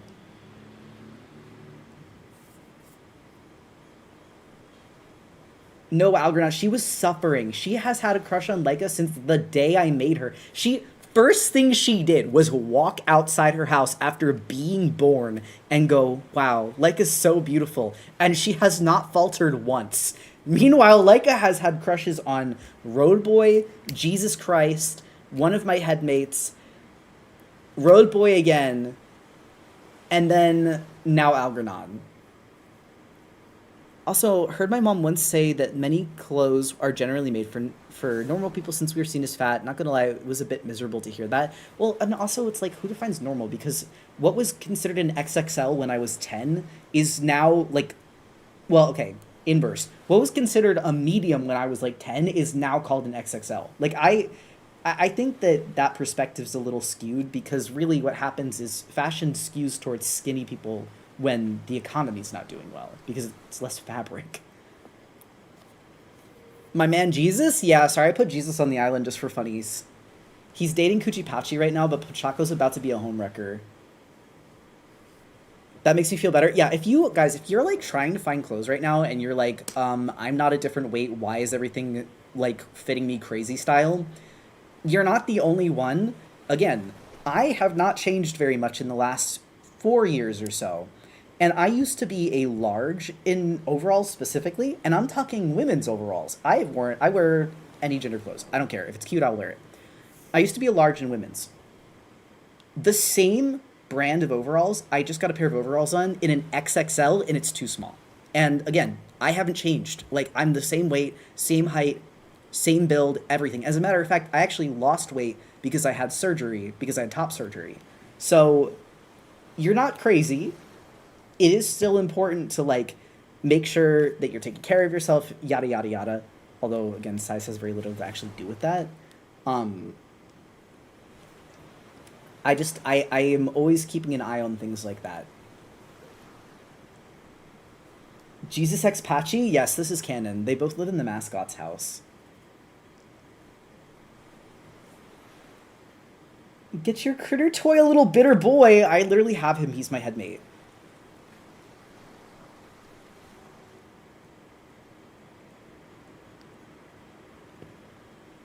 How do you draw the leg without making it too chubby? I mean, actually, I'm going to be honest. I think you have to embrace the chubbiness. Like genuinely, I think you have everyone's scared of a little fat, but like not only will the fat make your body look like an actual real body, it will probably actually make your drawing look better. And if you're like, why can I not draw a fat character where they just look physically larger, they don't actually look fat? It's because you got to draw the fat folds. You got to draw what you're worried about not looking good, because it will probably actually be what you need for the drawing to work. Also, the more that you draw fat, the less that you're going to be scared of drawing fat. Like, not only will you get better at it, you'll probably also learn to be more comfortable with your own body and others. It's just good all around. I can also make the stomach a little, like, larger if that would be preferred. The biggest things when you do this kind of stomach type is that while if you were to draw a pregnant stomach, it would look kind of more like this. The weight is very evenly distributed. It is round. There is a little bit of a sag, but it is still mostly round because it's centralized in a single organ. Whereas when you are drawing body fat that is the rounded stomach, which people will tell you to avoid, but they do exist, that is a body type, it will come down from the chest tissue and usually go like this. Whereas with people who are pregnant, there will be kind of a dip here. If they have larger chests, it might not be obvious, but generally speaking, it will start underneath the rib cage because it's coming out from an organ that's protected by the ribs and, inside the body, whereas body fat is on the vascular layer, I believe, of the dermis. So it's going to be coming out and kind of protecting the organs rather than being the organs itself, if that makes sense. My Moe marks me. Oh, I forgot. I also have Karl Marx on my island. It's something to do with 3D model of critter struggling and barely modeling the head. Dude, I'm gonna tell you, I understand the struggle because, like, I also was, like, a 3D modeler for school. If you 3D model critter, I will geek so fucking hard because I love seeing people turn critter 3D. I think I've said this before on stream. My degree is in 3D animation and special effects. It is a STEM degree in 3D animation and special effects because it was meant for mostly for like product design and movies. But I'm not very good at it, even if it was what my degree was for. So I have a lot of respect for people that do succeed, even if you struggle. Should there also be angles? I haven't added angles yet. I'm sorry, fake communist. But working on it. Anyway, I am gonna put this here and say, like, if you want that, that is one way to do it. Again, this would round out like so, where there's like a little more weight towards the bottom. And you would still have that kind of like chest fold of fabric there. That's just one way that you can do it if you're trying to centralize more weight in the stomach area. You can, however, if you wanted to do the original body type where there is that kind of like roll in the center near the belly button. Actually, what I'm going to do... Sorry, this is just easier. I think I'm going to duplicate the layer. That would be easier. And then I can hide it. Buggy is bizarre. He does not like wet food. Well, he doesn't like his kidney wet food. I think it's because he's been eating the dry food and water since he was a baby because of his kidney issues. So he's learned that the dry food is better. The other thing is, especially if this was like going over the belt buckle, you could do something like that. I don't know what it is. Some people just don't have as much fat around their belly button area. So you'll get body builds that are more like this where there are rolls, but it's not universal. Like, there are so many different ways that the body can hold fat. And I will have a little arrow pointing to this. It's common cats usually like wet food. No, they do. They absolutely do usually like wet food. It's like special food for them. But Buggy is a strange beast. Also, now I realize I should ask if I model out a figuring. Wait, I might be misunderstanding. If you're asking if you're allowed to model critter, you're more than allowed to model critter. I think that's awesome. Also, help I just joined the stream. Welcome in. When I was pregnant with my son, my tummy looked pretty unchanged from when I had clothes on. Really? I will say, people, because like the human body is so diverse, it It's gonna be super different for different people. I don't know. I've seen people that get pregnant that look like very, very pregnant, and then I've seen people that were pregnant that like I had no idea they were pregnant until they told me.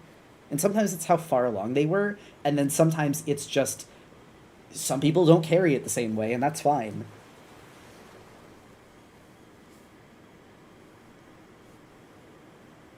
He may need to transition to it. He might. I also just don't think that the kidney wet food is as like yummy. They because when cats have kidney problems, they lose their appetite. Forrest has explained this before. The kidney dry food is like sprayed with stuff to make it taste and smell super good, so that cats want to eat it. But I don't think the wet food has the same thing. Also, thank you for the hydrate and the stretch. I will take a break as I tick things off. I will say though, pulling this up, if there's any questions about this, especially to Cativo, I would be happy to explain it before I move on to the next thing. I just wanted to break down like the different types of stomachs and body fat that people can have, so that you know that there's more than one way to shear a sheep, as people say. I really hope one of these submissions has body fat in a stiff vest or rectangular body. I don't think they do, but hold on to that, Snowfog, because if that's something that you want in the future, we can always... I can do more than one of these. We're not limited to one criticisms on body fat only. It's a good saying. It is one of my favorite things to say. A nutritionist I had was pregnant. My mom kind of joked that she didn't seem since she was thinner. Oh, like she didn't seem pregnant? Are these drawings yours or sent in by fans? The drawings that are on the screen, the one with the username underneath it, that is the artist of that piece. The black line drawings are by me that I do during streams. This specific genre of stream is called the Criticism streams. And what they do, or like what we do for these, is I, for a week leading up to the stream, ask people to send me art that they're struggling with or they want critique on under a specific topic umbrella. Tonight is body fat and specifically anatomy surrounding body fat and fat folds. And then I'll try to build a lesson around the submitted pieces that I think would be beneficial for everyone that's in the chat, so not just the artist. I usually get more submissions than I can actually go through, so if I don't accept all of them or if I don't go over all of them, thank you guys for telling me. Of course, of course. I know that some people are new to stream. They're not going to know right off the bat, and I don't expect them to either. So I'm happy to explain. Okay, Chub and Fat Folds. I was really excited to do this art. I love this art piece. I think it's very cute. This is by Slug. They submitted a piece and said, I'm trying to draw my beautiful chubby queen, but every time I do, she looks too bottom-heavy, unrealistic, like only thick in a few places instead of just overall bigger. I think maybe adding folds, rolls would help, but every time I try, it always comes out not looking right. So I'm very excited for this one. This character, the design is like super duper cute. I was looking at this while I was going through, and I was like, oh my god, I'm happy to help. I'm so happy to help. The typo message is showing one thing for everyone. Yeah, we're trying out a new bot. We're trying out a new bot, so there's going to be quirks. Is it? I love the hair. I love the flower. I was like, this is so cute. This one too, because I know people were asking about the difference between like a character being chubby versus fat. This is a character that I would personally call chubby. And I think that that can be harder because there are not as defined or like harsh fat folds, but it is possible. So that's what I'm going to get into next, is like how to use kind of like soft divots and dimples in the stomach and around the body to help. Lace and stomach on that looks so good. And I was going to say too, I actually don't have as many notes on this one because I think it already looks really good, but if specifically the thing that the artist is struggling with is fat folds, I have some pointers I can give. The bots do get a little quirky at night. Guys, the problem is I'm like flying through this and I have like, it's like 7:20 and I have 3 things left. I have other submissions I could do. I could also work on the Leica pieces afterwards to chill, because I don't know if I could be locked in for 3 hours straight. But I'm having fun streaming. The speedrunner. It's more like I had a very specific vision for how I was going to go over this lesson, and so I've been going since. One of the things, first and foremost, I think that the way that the stomach is like hanging is actually really solid. I think that this is accurate to how a lot of like people that are a little chubbier have stomachs, although one thing I would point out is that usually there's this flat pocket here. I don't know why. I think it's because the belly button here, because there's like this indent of skin that usually happens when you're born. Like it's just something you like that happens when they cut the umbilical cord. It like tucks in the stomach a little bit, so it pulls up here, and that's why you get this little like just kind of like divot at the bottom of the stomach, and that will help it look like its stomach that's hanging, while also like looking like a stomach instead of just kind of like a fold, I guess. The other thing you can do, and this is like literally so simple, you don't even have to replace that line fully. Hold on, I'm putting the mole back because the mole is cute. You can just have a drop shadow where the stomach is, because that's getting really close. Because that's like fat that's hanging down, it's getting really close and probably resting on the pelvic area. So there would be like a little bit of a drop shadow there where you can just use the line art to depict like, or I guess it's technically a contact shadow, not a drop shadow. Gotta make sure that my technical terms are right, or the art UTBs are gonna come after me. This art is so cute, actually. No, I love it. I love how you drew the nose. I love how you drew the hair. Just chef's kiss. Like I said, I had very few notes for this one because it is very cute. Now, the character kind of has a tilt in the body, and so the very first thing that I thought about when including like fat folds is you could actually just have a little tiny chubby like pinch here. And that is because the lean would kind of, you don't have to draw this fold because it wouldn't be as dramatized, especially because the character's in a bathing suit, so there wouldn't be much that was like holding on to the stomach, especially since it's hanging over the bottoms. But it would still fold here, and while you're rendering, actually, God, I might have to go into color. Ooh, color, scary. Okay, whatever, paint over time. So this is where rendering can be your friend, because you can use the lighting to create sort of these like soft pockets of fat and shadow. And I'll show you how to do this. I am actually not the best at like soft rendering because it's not something that I do very frequently, but I do love rendering and learning how to render new things. So I'm gonna do my best here. There's also like a nice little ambient occlusion going on there that I want to grab with like the warmer color. That's what I need to learn. I was on a stream with PCAT the other day where she was working on an Absol piece. I was like, oh my god, that is beautiful. I need to like learn how to paint the way you do. I'm going crazy. Oh, I love PCAT. That's my goat. She is such an inspiration to me.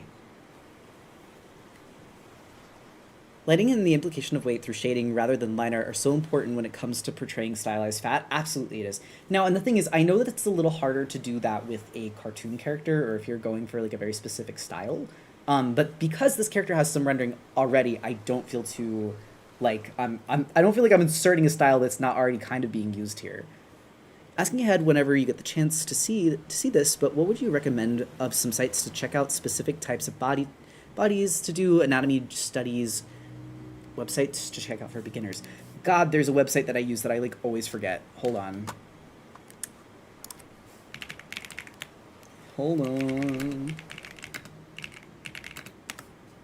Line of Action. That's the one I usually use. You can specify what body type you want, I think. I will say, I was gonna say I do use Pinterest. I use Pinterest.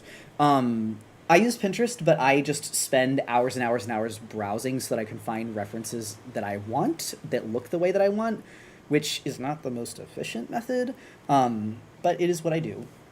And then other than that, I prefer live models if I can get live models, but that's not something I know everyone has access to. And I haven't since I graduated. So like the trouble is really the best thing that you can do as an artist is to get live models to work with, because there is something to be said about like how you can move around a model in space and see space differently. But I think that like Line of Action is a pretty good site for beginners, and Pinterest for more diverse models. That looks pretty good. That looks pretty solid. I would even have like some. Wait, hold on. I gotta come back to my chat so I don't miss everything. Also, yes, I'm not in the Discord community, but a lot of other people from stream are. I don't join Discords because I am socially anxious. Richard Smithson on YouTube has some nice figure anatomy videos I would like to watch. Are they like tutorial videos, or are they like providing figure like for people, like figure references for people? Both are both welcome and interesting to me. Oh my god, I need to switch back to transparent. Um, but yeah, this is all stuff here that can be done through rendering. It doesn't. Hi. Hey, just a quick question. Oh. This will stay up as a edited, or sorry, this will stay up as a VOD. It will also get cut down into an edited video. It won't be added to the VODs channel until after the edited video is out, but it'll stay up on my main YouTube, so like what you're watching it on right now, until the edited video is done. Sorry, that was a question that people had that Forrest was bringing in. Helpful Forrest, as always. But yeah, this is just a very simple like change of having a little tiny crease of fat there. Oh, that already is working. That's already working. It's already doing its favors. The other thing is I'm gonna fill that in with the suit color, so it's obvious what's going on there. And since the character is kind of like tipped to the side too, the stomach would kind of touch out here.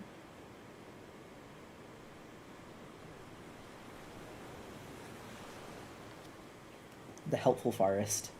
Is that the boyfriend? Yes, Forrest is my boyfriend. Technically my fiance, but I don't tout that as much because we don't know when we're gonna be able to get married. He had proposed a while ago, and then like 5,000 things blew up. Stomach might also cast a shadow on the thigh a little. I was thinking that. I need to clean up the line there a bit too. This is such a nice art style that combines like soft rendering with more harsh line art. This is something that like I personally want to learn how to do better, because I feel like right now our styles as a collective are either like very scratchy, very messy painterly, or like super duper rigid, super clean line art cell shading, which I unfortunately fall into. I'm a bit of a perfectionist when it comes to like rendering, and so then my rendering stops being rendering. It's just kind of like pockets and cells of color. But this is something I personally want to learn and get a little bit better at. I love cell shading. I do too. I think the thing is, I don't think there are any good or bad art styles. I think that I'm just like, I have like a biblical level of greed for art. Like I love to learn how to do different art styles. Congrats on the proposal. Thank you. Are you a boy or a girl? Yes. Their soft rendering is so cute, it really adds to their lines and art style in general. What does a render be when I don't know shadow? Rendering is literally just the process of taking something from a line drawing to colored or something with darks and lights. That's it. And it can mean a million different things. Like, what one person calls rendering might be like the sketch for another person. It is purely dependent on the individual artist. This one, like I said, there wasn't like a whole lot to do. All that said, as you can see, just little tiny pudge. And the thing is, even characters that are not like chubby or like have much body fat at all will have this like, they'll have this like whenever I think it's called contrapposto, when there's like a tip like this. They're gonna have a pocket of skin or fat. That's gonna happen. Your organs are in there, and so the body does need to be a little soft around that area, or else you would die. Gender, I guess, if I have to. I thought you were furry? That is true. Alright, hopefully I'm gonna put that into folder number 4. God, I'm flying through these. I didn't even think I would get through these this quickly. Gender, no, I gave that up for Len. Okay, that's pretty funny. Actually, Forrest, because you're listening and you can hear, can I have a coffee? Is it too late? You said not to ask you at 8 o'clock. It's 7:30. So, not too late? What do you want? Surprise me. Although, I feel like a Americano with Black Americano, but with like a dash of vanilla sounds pretty good. That might be like my go-to, unless you have something fun that you would do otherwise. Thank you for the hydrate, though. I will drink water too. Skin is like fabric in some ways, where it folds over form. That is actually such a good way of describing it. And honestly, one of the reasons why in drawing 101, one of the things that drives like a lot of baby artists crazy is that when you start off drawing classes, there are two things, maybe three, you're going to be drawing a lot. You're going to be drawing a lot of cubes, a lot of cylinders, a lot of apples or some variation of fruit, and fabric draped over those things. And when you're in those classes and you're drawing them, you're going to start feeling crazy and you're like, why are we drawing 5,000 apples in cubes?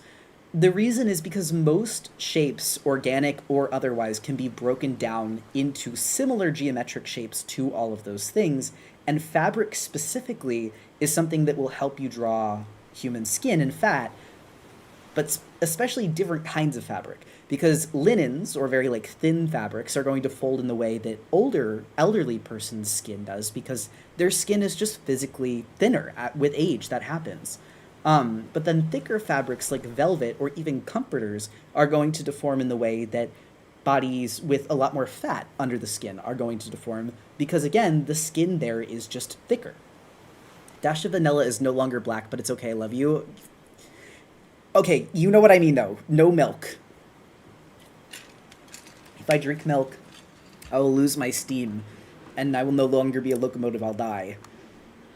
Why are we drawing 5,000 apples in cubes? I'm always saying this. And the thing is, actually, as I've gotten older and like I've started like learning the fundies of art, after having learned them without really knowing why I was doing them, I actually like drawing apples in cubes now. On my days where I need something that's not like super mentally tasking, I will sometimes just draw cubes and apples to get the reps in.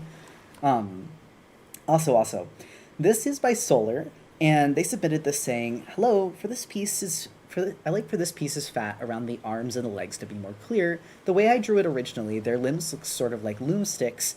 I figured if you could help me figure out a way to show the distributed fat while still remaining relatively cartoony, I'd really appreciate it." So, all that said, I am going to use this piece to show how to draw fat chibis. Because that's actually something that I see a lot of people struggle with, believe it or not. Not to be too off topic, but will there be a hair drawing thing? I'm trying to draw curly hair and I'm struggling so much. I could do hair. I am not...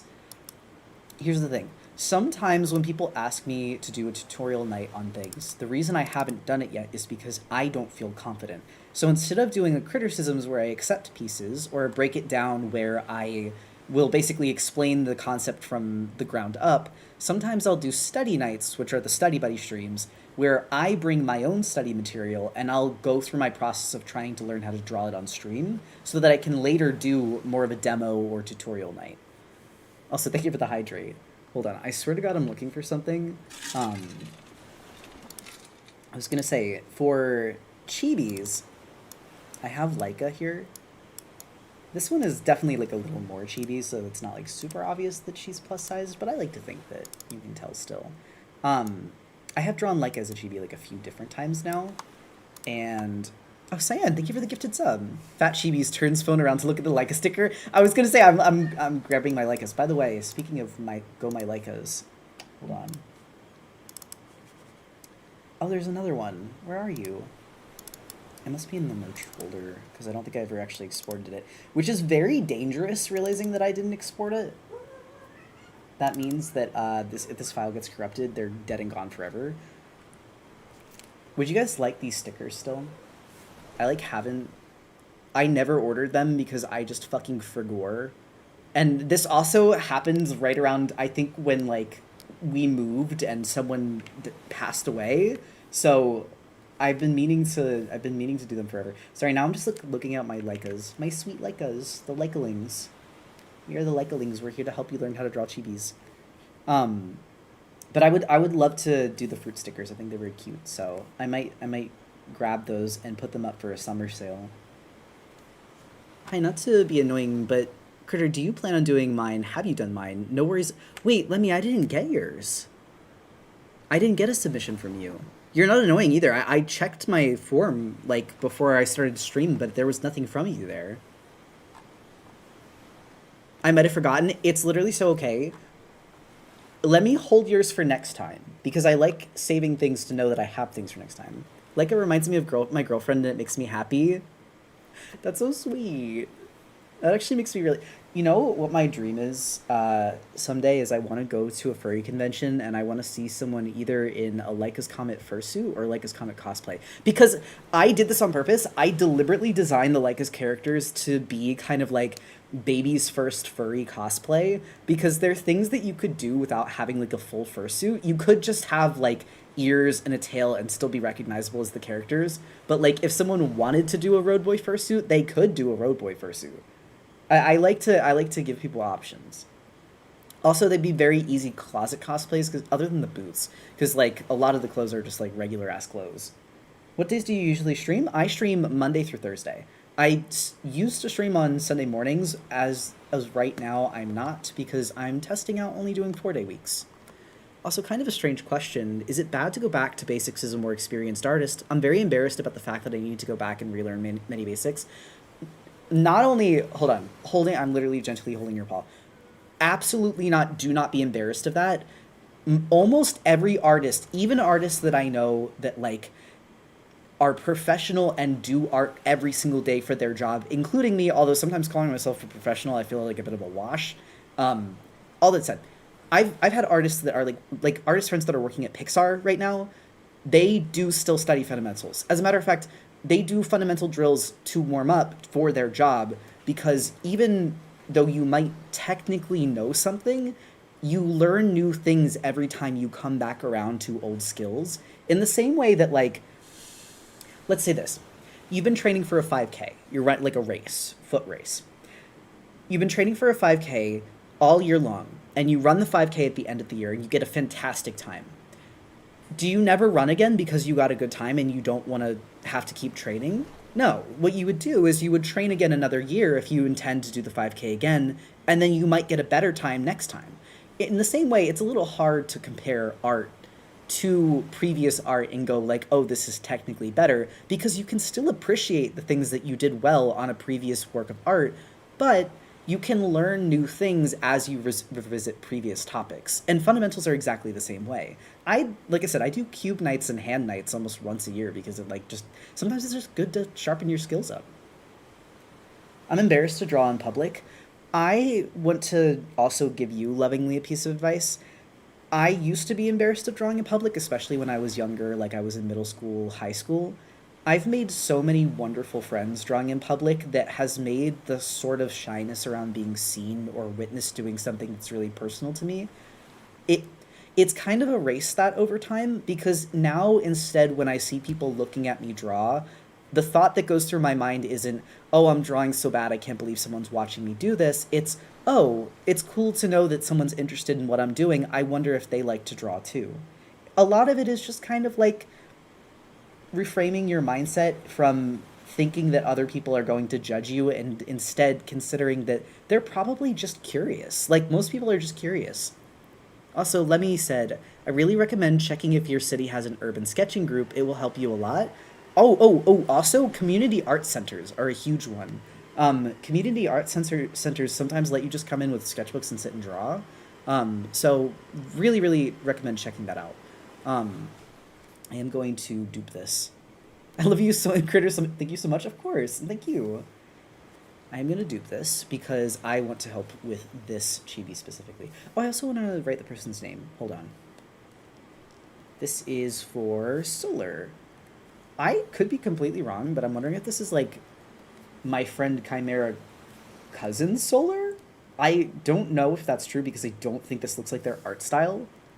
But if so, there are two people... Oh my god, voice crack. There's two people I know with dog personas that have the name Solar, which I just think is funny. Also, Lemmy said... This is to Ivan in the YouTube chat. This is my friend's tough love piece of advice. I must say, you are not special. Most people do not give a fuck about the fact that you exist. So does everyone else, and humans are very good at tuning out people who do not matter. And also, like, to add on to that, if people did give a fuck about what you were doing, aren't they kind of the weird ones? Like, the people that are more nosy about what everyone else is doing in public and being, like, mean nosy, not just, like, curious, are usually the ones that are the problem, right? A lot of people make fun of my art. Well, and I'm not going to tell you that you can't be hurt by that either, because that is hurtful. But importantly, they are the one in the wrong there to do that. Like, it's wrong for people to make fun of your art. Captions are broken. Hold on, let me restart them. All that said, I think that Lemmy's pieces of advice about finding urban sketching groups would be very helpful. And also to remember that even though people might be making fun of you, the experience of being able to share art with those that won't is something it's really invaluable. It's irreplaceable. It's my art? Awesome, awesome. Wait, Solar. Are you Solar like my friend Chimera's cousin Solar? This is so goofy, but like I know another Solar with a dog persona. I don't think you are, because the art's ever so slightly different. But I thought it was funny. I now know 2 dog Solars. Yeah, and it's like, some people don't like wasting the time of their day. Wait, people don't like wasting the time of their day most of the time. If they saw you draw, it's usually because they would like to see and enjoy it and find it worthwhile to check out. No, exactly. Like, they're like wanting to see what it is you're working on. Okay, so for the arms and legs, I'm literally going to keep it in the same pose too. The only thing that I'm going to say about your arms and legs, and this is something that I see a lot of people avoid with doing chibis, you can have arms and legs that don't have any joints, that just go straight. But if you're struggling with making them look like arms and legs and not just like tubes, one of the very simple things you can do and still keep it as like a chibi style is just kind of like do the bend on the top and then have kind of like a little kind of pillow arm underneath. This is one way to do it.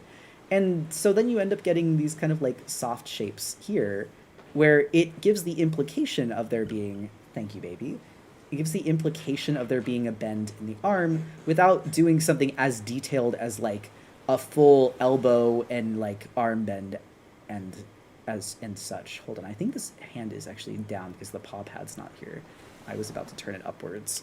Coffee get? Yes, I'm actually curious. My user is Solar Pobs. Okay, wait, let me write that down. And I know who you are, Solar Pobs. I've seen you in the chat before. I didn't realize that your username handle or your YouTube handle was a little different. Ignore my stomach growling. Listening and learning. There are other ways to do this, though. There are other ways to do this. My other piece of advice, actually, I don't want to change the art too much because I also recognize part of this may be stylistic choice. But when you're drawing chibis, one of the things that I usually tell people is that it's okay. Where the hell is my lines? There we go. You can make the head bigger.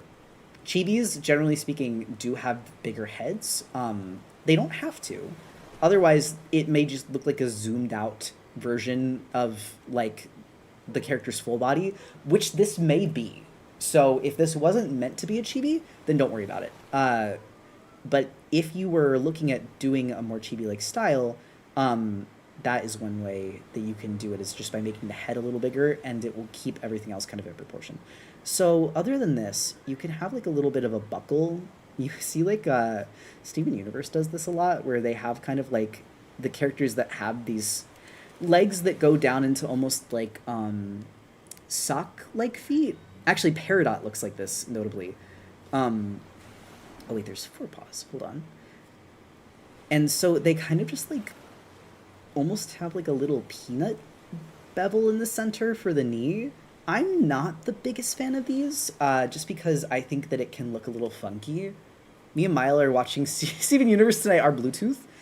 Wouldn't the stomach also have the little thing below the belly button too?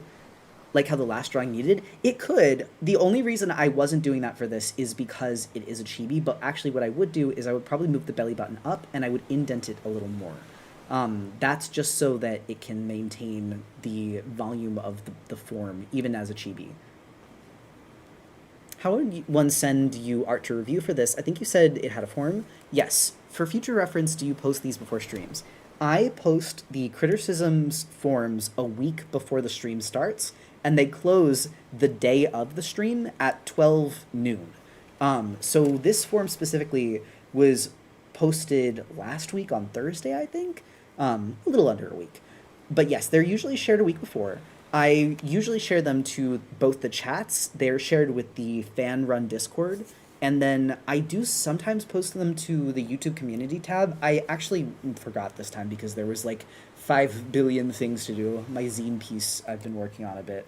But that said, if this is something that you're interested in submitting for in the future, that's a good spot to do it too. What type will get reset? We're trying out a new bot.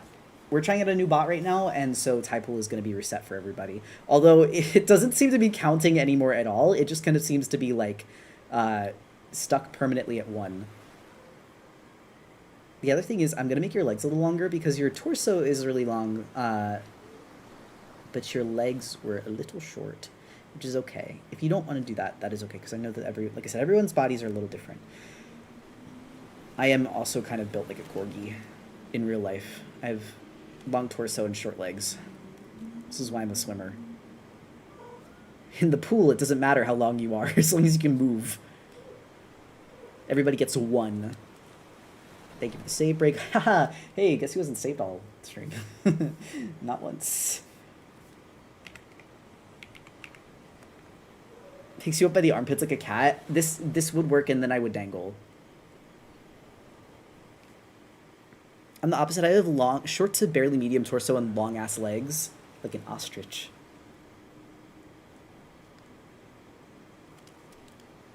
The doggy paddler. I actually I do like to swim, but unless you're referring to yourself, in which case I understand. Doggy paddle is completely valid. It moves you forward.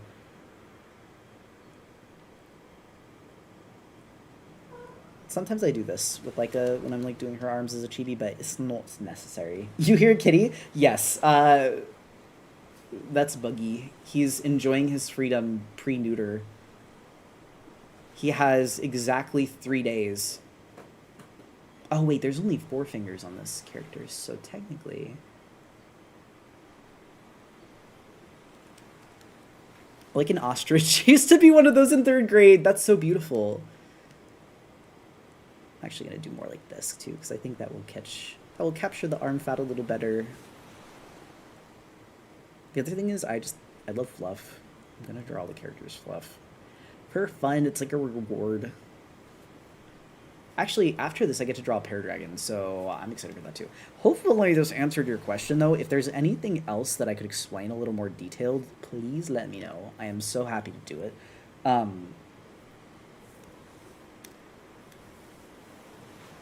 Also, no fun of your art, just appreciation allowed. Oh, I was gonna say, please, my streams are never, ever, ever going to be a place where, okay, not only where I don't make fun of art, if I catch, and I'm not saying this to be scary, but if I see you guys making fun of other people's art in my stream, in my chat, if I hear about it, we kind of have a no, like, bullshit policy with that. That will be an instant timeout, if not a permanent ban.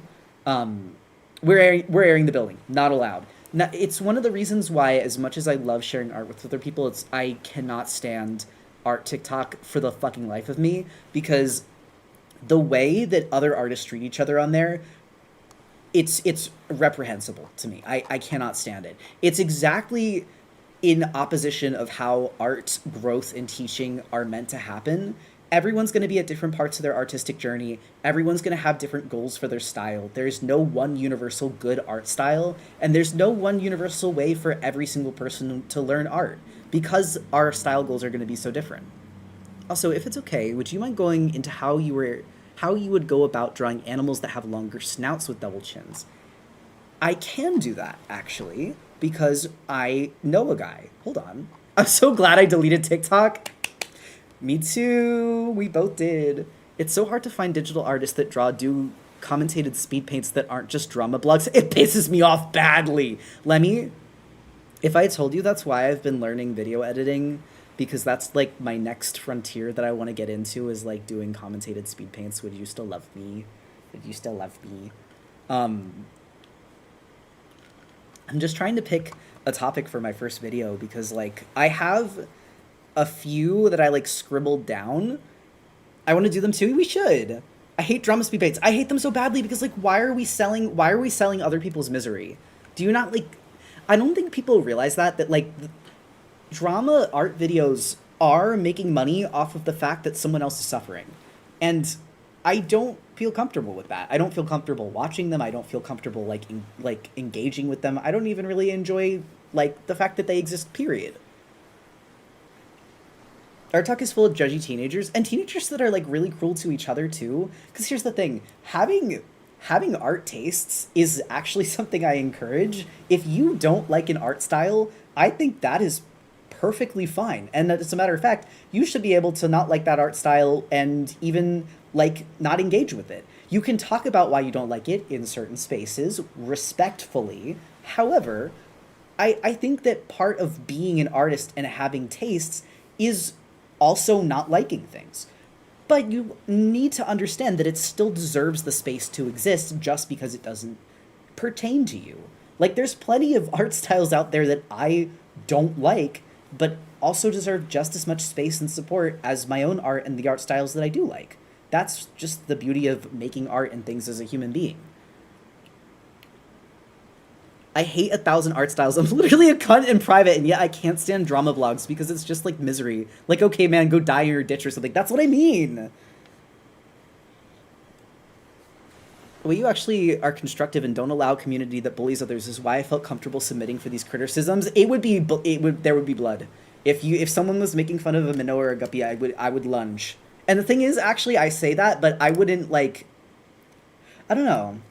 Even then, I try to like be constructive in the way that I stop people from being cruel to each other, because I recognize that a lot of times people are cruel because that's what they've experienced up until this point, and I would want to see if I could encourage them to be better, but I also won't tolerate it either. If it doesn't stop it the first time. Exactly, Aspen, you understand. It's like one of those things where you get silence so the artist can't hear it anymore, and then we as mods and the Twitch streamer will talk to them. I don't know if I like I like the Americano with vanilla in it. He did a good job. He made it exactly as I asked him to, so it's not his fault. It's just that our espresso roast is a little darker. It's a little more burnt tasting than the canned coffee that I drink that's allegedly the same thing, but it's not really. Maybe it just needs more vanilla. Okay, wait. So this is by Baz. Hold on. For real, respect other artists is so crucial even from a critical standpoint. It's important to respect other artists from like a historical standpoint, because the second that you start deciding that certain art pieces and styles aren't allowed to exist, it becomes a very slippery slope into censorship and fascism. And I have talked about it on stream before, but like everyone always wants to say it's not that deep. It is that deep, and it will continue getting more and more deep the longer and the further you let that thought process go on. All the people going, oof, that's so cute. Yes, this is Baz. Hold on, let me read what they said. Baz said, the stomach, body, and arms are a bit too skinny and flat for the main vision of what they look like. I wanted advice on how I could add more fat to the arms and make the body type more pear-shaped fatter if possible. Thank you for the opportunity. And of course, Baz. I was going to say, Baz is not only showing up to stream, putting in the hours, but also my command person. Because anytime someone's like, what's Leica's Comet? Baz is on the trigger with the Leica's Comet comic command. So, there you are. I was like, I know you're here because I saw you earlier. How often are you going to do criticisms from now on? Now that I'm like not as depressed, once a month is the goal. Like, I also, sorry, I didn't like want to go into it too bad because like it's real life stuff. It's nothing that you guys need to like worry about. Though I do appreciate that people like care and ask. I haven't like been doing the best the last year. I've been streaming. I've been doing art because I love art and nothing will really take that away from me. But it would also kind of be a fib to say that the last year was not really tough on me and like something that I'm still kind of working on in therapy and like trying my best to unpack. But criticisms especially are something that when I come to do this, I want to give you my 100% or at least my 95%. And I just did not have that to give for a while. So I didn't want to do them and half-ass it. But my goal and what I would like is to do these more frequently because not only are they good for you guys and the community, they're good for me and my ability to learn art and to like learn how to communicate what I know. I found that as a my learning style, it's one of the things you learn in college. Uh, I know that I understand something if I can explain it to someone else and have them understand it too, because there is something in the process of taking a complex piece of information, visual or textual, and then breaking it down, thus the YouTube video title, into something that's a little simpler for other people to understand that helps me process the information better. The teacher needs a vacation once in a while. Teacher needed a fucking LOA. I was in the trenches. I'm glad you're back. I am too. I missed it. Like I didn't think I ever really went away, but I definitely wasn't as present as I knew I could have been. Um, Too Baz too. I hope you don't mind if I do a general red line because I love dragons. Critter is not a dragon, but it's like a dragon cousin.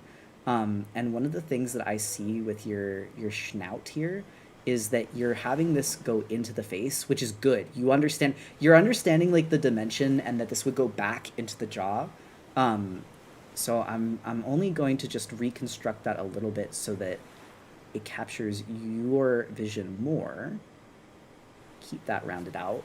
The biggest thing I'm seeing with the eyes, though, you see how the top of this face, it doesn't even have to be rounded because it looks like your snout is a little more alligator or crocodile like, where it would be flatter. But the eyes specifically would not come onto the bridge of the nose because for dragon furries, or really any lizard furries, we commonly think about the jaw of a lizard as being its nose. But the nose, both on humans and reptiles and most creatures, actually is a bone piece that kind of goes up into the skull. It's like the olfactory something or other. I'm not a medical student. Um, Baz said that it's a dog alligator hybrid. Thank you. Also, thank you for the highlight, Toasty. All that said, this bone, your eyes would kind of go to the sides of it. You can still have front facing eyes because, furries typically do that so that, it keeps things anthropomorphic. Um, but you will want to space them out just a little bit and keep them wider so they're not encroaching on that olfactory bone. Love your style, you seem so sweet. Checked your media, and holy, all the tutorials, I might watch them now. I've been drawing since I was 5, and I still feel not happy with my art. I was going to say, please, if you do, let me know if there's any... Let me know if there's any pockets of information that I could do better to fill in, because I try to take notes every time someone asks for something. Space them further apart, yes, and if you have to draw that little nose bridge for that, bone to help measure it out, you can do it. I still do it with Critter. As a matter of fact, whenever I draw Critter's, little nose bump, that's how I'll figure out where to place the eyes, because sometimes if I put them too close together, it looks like a penguin. All that to say, though, Laura, I hope that it helps, and I understand not loving the way that your art feels, though my best piece of advice for that and learning to love your style a little more is to remember that there's never going to be a point in your artistic journey where you feel 100% perfectly learned. So try to take stock in the things that you do like now and appreciate those, and instead of looking at the parts that you don't like as flaws or as things that make your art style bad, air quotes, think of them as places where you can grow.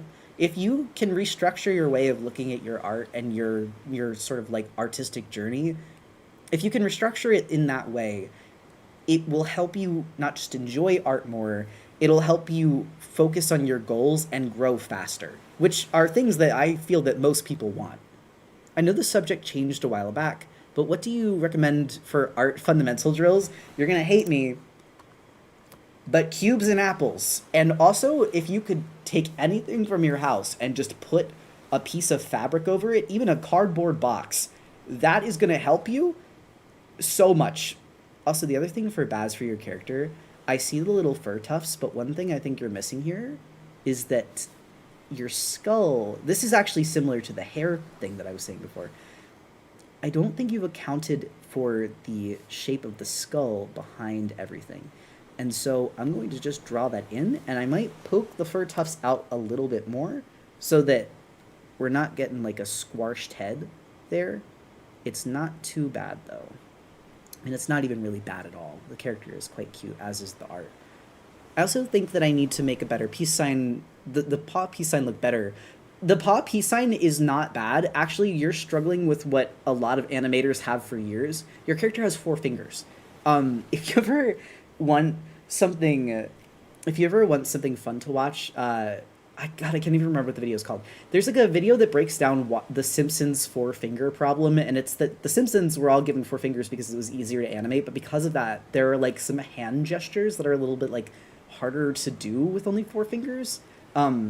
But if you want just like a really quick piece of structural advice, when you're doing a peace sign, when a human does a peace sign, if you think about it this way, there are the knuckles of the 2 fingers that are on the top pressing in, and then there's the middle finger and the pointer finger and then the hand, right?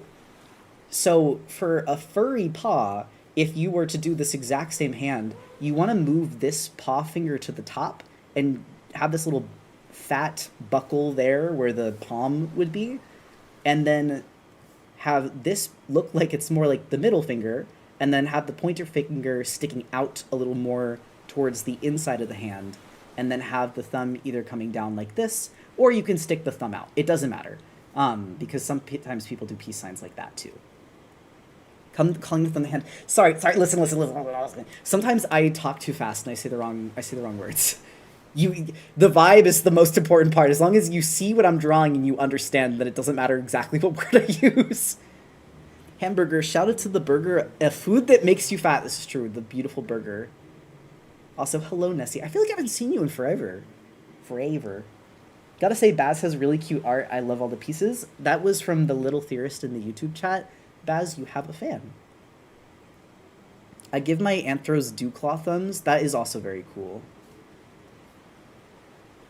I can't escape the cubes. I'm sorry. Cubes are actually going to be your friend, and my one piece of advice that I could give you is that the way... Oh, you know the other thing I'm seeing, Daz? Your forearm is longer than your upper arm. Easy way to fix this is literally just by tipping this up a little bit. You can keep the hand in the exact same place, but this will even them out so that they're more proportional with each other. This literally...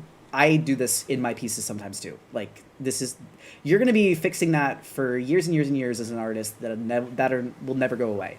You get better at it, though. You, like, begin to be able to vibe things out. Now, you were asking about fat in the arms. This is something I do realize I just, like, went through all of that.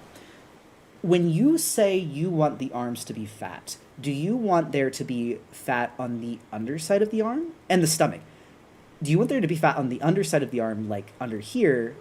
Or do you mean like how some furries have like those big ass, like fucking paddle arms? Oh my god, Pluto, I'm sorry. I said that with too much punctuation. I scared my cat.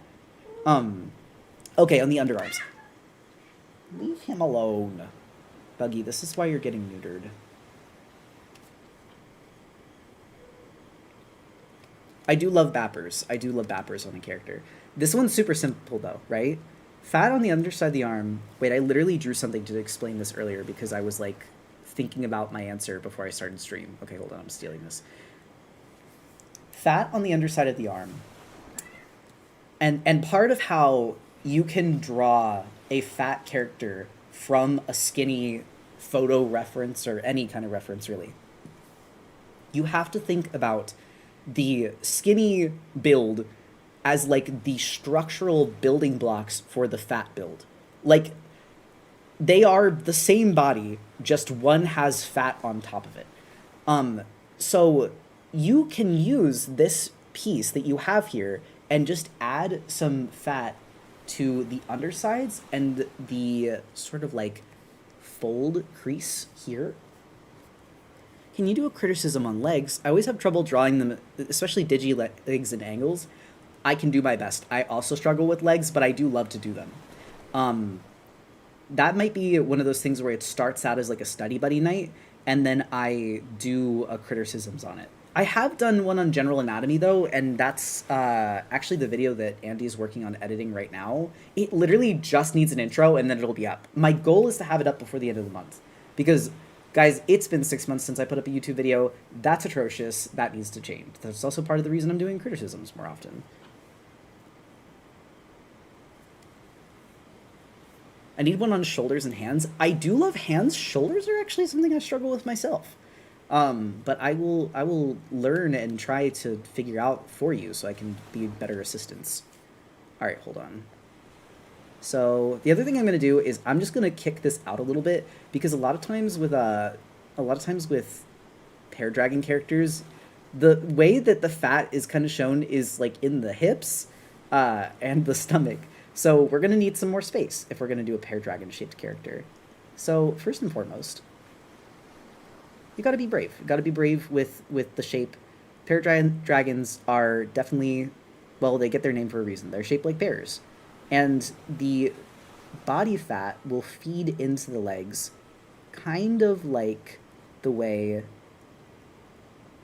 I don't know how to describe, like a Pokemon toy. The legs click into the sides. I could even make this like a little rounder. The other thing is, because you have this big tail, you can have that counterbalance and go almost through the other side.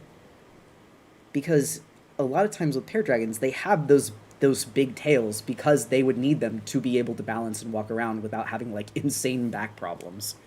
Would you ever consider doing a video breaking down the human face, like eyes, nose, mouth, lips, and general proportions? I could try my best. I have a feeling a different part of the system would probably want to be the one to do that, if not two different parts. I can draw humans, but I tend to stray a little more towards like anime or like Pokemon-esque anime style, and I can draw more realistic, but it's not my strong suit. Like Dragon Tales, actually exactly like Dragon Tales is a good way. Dragon Tales, Ampharos is a really good example of this. Gudra, there's a lot of Pokemon that have this build that you can look at for reference. The other thing is, I'm gonna like make the legs a little longer here.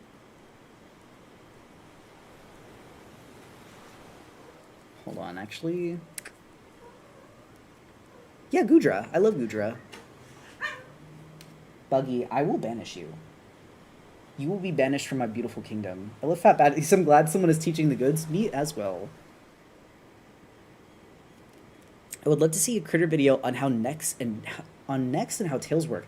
Necks? Okay, wait. When you say necks, what do you mean specifically? Because I actually don't know how I would teach that. But I want to help. I just am not sure what you mean. Tails are super different depending on what kind of tail we're talking about, because like this kind of fat dragon or like lizard-like tail is going to be so different than like a cat tail, a mouse tail, a rat tail. Like they're all different beasts. Bird tail, crazy different thing. Like how the neck connects to the body. Okay. Not only do I understand that, that is actually something that I almost failed my organic modeling class over, so I will definitely be able to explain it, because I had to learn that till I was like blue in the face. More than happy to do that. I don't know if you've covered this, but would you explain how to show that there's fat under fur? Like, I have fluffy characters, but I don't know how to show fat without them just looking fluffier. Part of it is they are just going to kind of look fluffier, but you want to draw the body first before you add the fluff on top second intentionally. So actually I could probably do this with, I'm trying to think of a character that I have, because Leica's not very fluffy. She is meant to be like a lab, and labs are not like super shaggy dogs. I'm trying to think about who to do this with. I could also just like draw any random ass dog. Sorry for repeating, but Bass is basically a canine alligator first in a combo, and having the alligator parts be the tail, gator, head, body, while the limbs, ears, and fluffiness are more dog, just for reference. That is good to know, thank you. Another thing is, this would come down from the back, as this is an alligator. There might be like a little bit of a fold back there.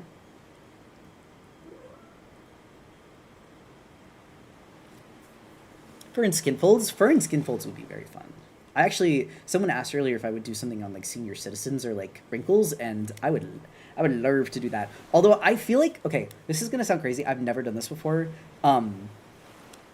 There is a specific artist that I am mutuals with and I've been mutuals with for years. And if I ever did anything on wrinkles and skin folds, I would ask him to come and join me, because his depiction of those things is like masterclass. Like, I look at his work and study it because I'm like, how the fuck did you do that?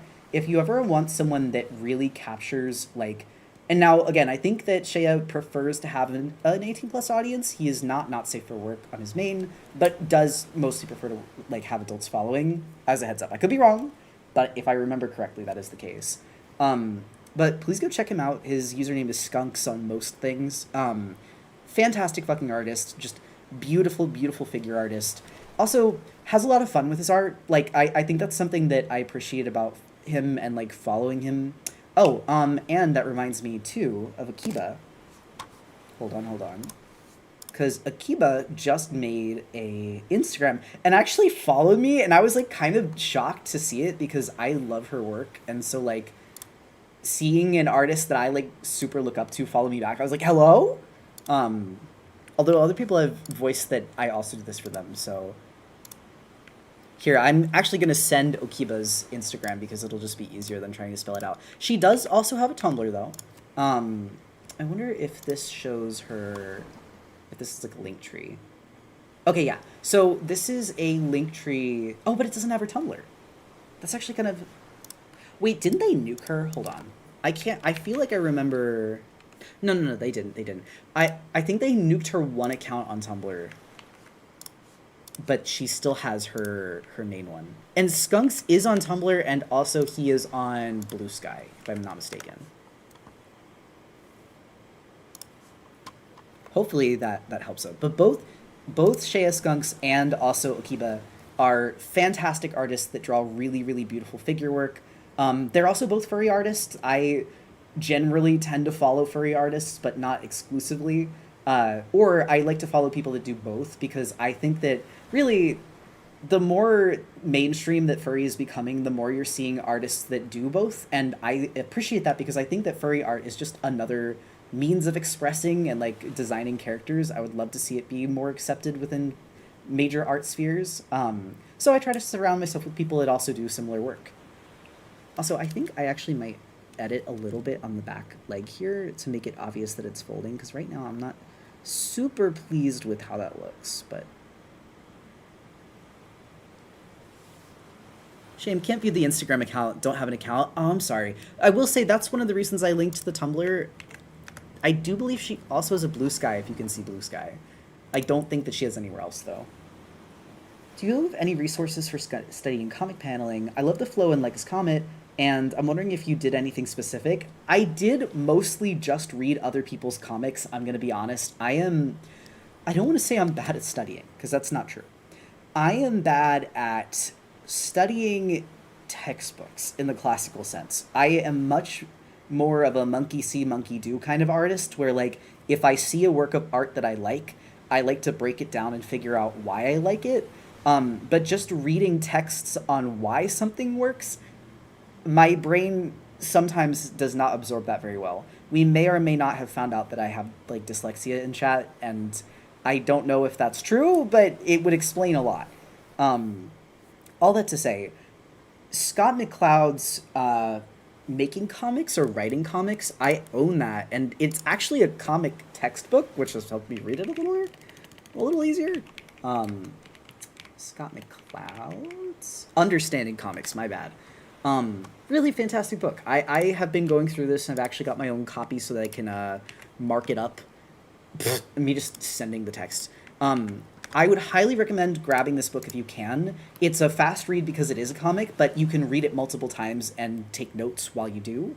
I'm so bad at studying, I don't know how to do it properly. For me, I am much more a hands-on studier. Like, I need to actually be doing something to learn it. And that's one of the reasons why I find, like, studying art by recreating it or studying art by, like, breaking down the process of someone else's creation, that helps me understand it and why and what it does much more than just reading about it. But I know that everyone benefits from different things, so I try to learn the why too, so that I can help people that need to know it need to know that to learn.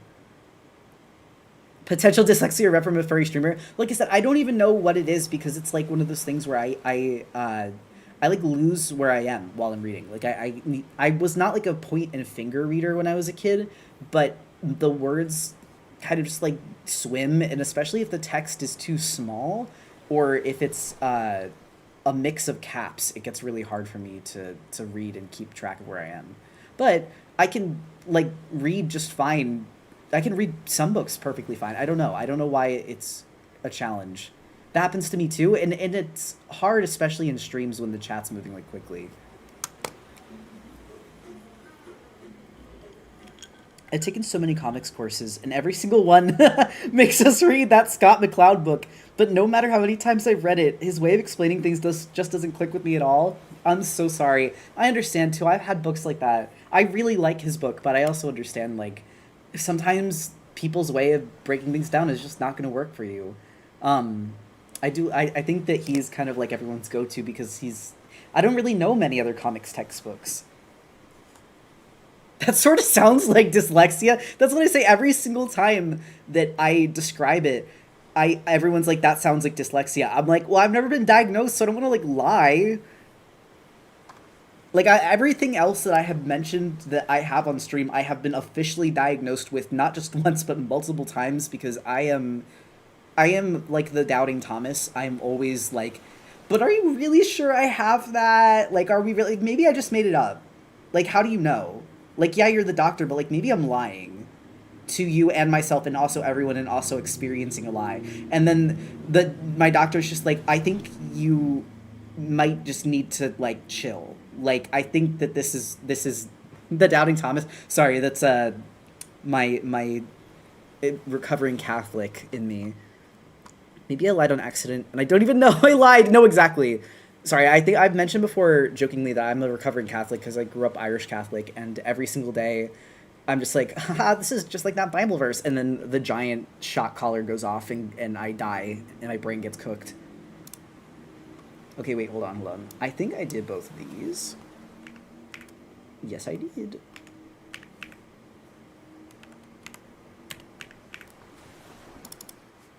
So, okay, wait, I just realized that if I do switch to another browser, I would have to redo a bunch of accounts because of me doing sign in with Google option too often. I'm so sorry. Baz asked about how the legs and tail are structured, about how the tail connects. Oh, I got that. Hold on. That varies depending on your character and how you want them to connect. But generally speaking, with like Paradragon characters, body is pretty teardrop shaped. So the tail's actually going to connect down through the spine. But this is true for all tails. Like the tailbone is nominally part of the spine. So your tail is going to connect here as part of the spine. You made me write 3 pages of notes. How dare you? Wait, that's fantastic. No, I'm so proud. That's like, I don't think anyone has ever said something that's made me so happy during stream. That I'm so happy. You took notes?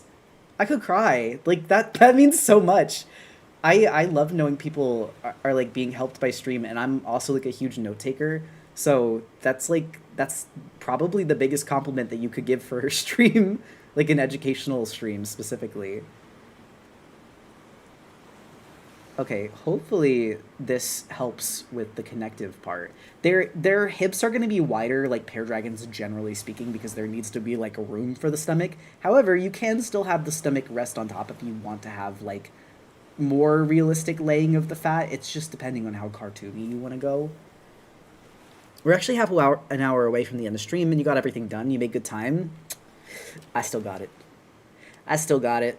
I could draw my Leikas as my cooldown, like I said. I literally did everything I said, and I have time for a cooldown and a warm-up. Wow. I haven't... Oh, still got it. I haven't lost anything. I hope that explains, too. If not. Nodding. Just wondering how to form it where the butt... Oh, I understand. Okay. Hold on. Sorry, I gotta draw butt cheeks. This has happened on streams so many times where people are like, how do you draw that thing from behind, though? And I'm just like, well, as long as everyone can be mature. So again, the spine connecting here. This is where the tailbone is going to connect. It would probably look something like that. Now, you don't have to draw butt cheeks on your Paradragon. Most people don't because the tail's going to cover that anyway. But if you wanted to, you can draw them like that. And then have the legs fold back. But most people don't do that, they just draw them like circles. Or alternatively, they just have the legs connect to the outside of the body. Ampharos does that famously. Would the tail connect to the tailbone? Yes. So tailbone here, right? Spine. The top of the tail is where the bone is, and all of this, that's fat. That's fat, baby. Haha, but hopefully that helped though. Dude, I showered before stream and I already feel gross again. I am too fat for this heat. I can't stand this shit. I'm sick of it already and it's May. And I love the summer. But I am excited to draw Laika. Guys, can you believe it? I actually have artwork to post on social media after a stream. Wow, it's not even like my 5,000 unfinished work in progress. It's just like actual sketches. Can you show mine really quick? Yeah. Hold on, actually, let me put it in a... I could put it in a folder. Hold on, I'm gonna move it around. I apologize. There we go. I'm also going to share this folder or like this file with the mods. So if you guys want to play around in this and you want to see what I did on stream and pick it apart, it is going to be there in the Discord for you. It's so humid where I'm at. Dude, it was fucking 96 degrees today in Pennsylvania. I hate this. What the hell? That's like Texas weather. Well, it's not even Texas weather. It's like Florida weather. With 46-point humidity. And then we got a rainstorm and it's still 90 degrees outside. Sorry for interrupting, but where can I send my art so I can learn to draw better and take notes? Not interrupting in the slightest. I was going to say it is the end of stream or like closing part of stream because I'm going to be doing my cooldowns. I do these style of streams, criticisms, or I'm going to try and do them now once a month. Before I was doing them once a month, but then I had a little time where I had to take a break. To submit your art, I will put up a form the week before the criticism starts. So if we're at the 19th right now, the next criticisms will probably be sometime around the 19th or the 20th. Well, so 19th is Friday next month. Bank on it being like the 16th, 17th, 18th next month. I will put up the link for the next criticisms in like 2-3 weeks. I'll try to put it up on the YouTube community tab too, so that more people can submit this time, because I know that I didn't do it this time. I was a little busy. But I am gonna try and do them once a month. And importantly, there are themes, so please make sure you read the themes. I had people asking me for help for backgrounds this time, and I'm not mad. You aren't banned or blacklisted or anything. I have to delete them because that's not what I'm teaching. So really something interesting the other day. I like being a dragon like in an identity way. It feels natural, but the labels of furry theory and other even transhumanists don't feel right to describe it. Anyone got any terms that in one case resonates with them? If none work on being my own thing, I mean, you can largely do your own thing too. Florida's cooler than Pennsylvania. Hatred, rage, destruction. Give me your weather. Y'all are cooking over there. It's pissing me off. And I had to go walk to vote today too. I mean, to be fair, I did do it and it was worth it. But also I was mad.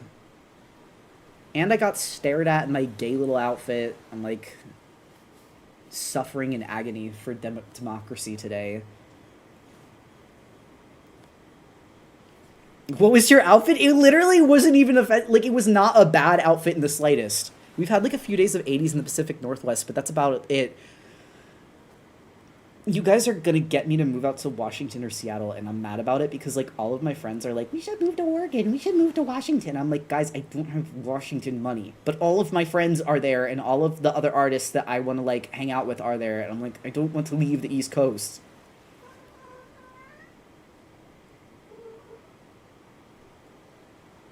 Hold on, I'm drawing my little outfit. Hi, Buggy.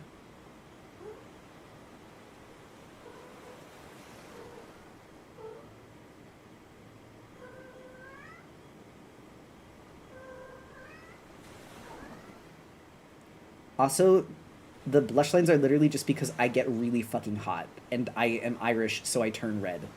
I also got sunburnt after being in the sun for 10 minutes. I was in the shade the entire rest of the time.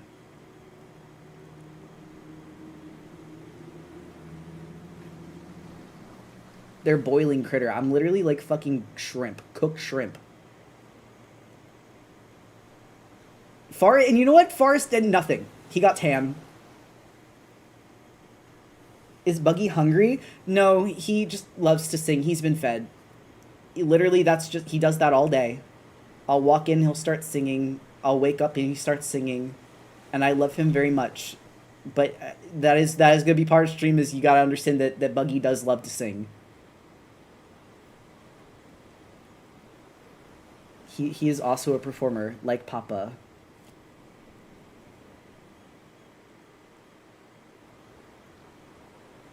Oh, I forgot. I also had the... Okay, you know what? Maybe the necklace was what did it. Maybe the necklace is what got me looked at homophobically.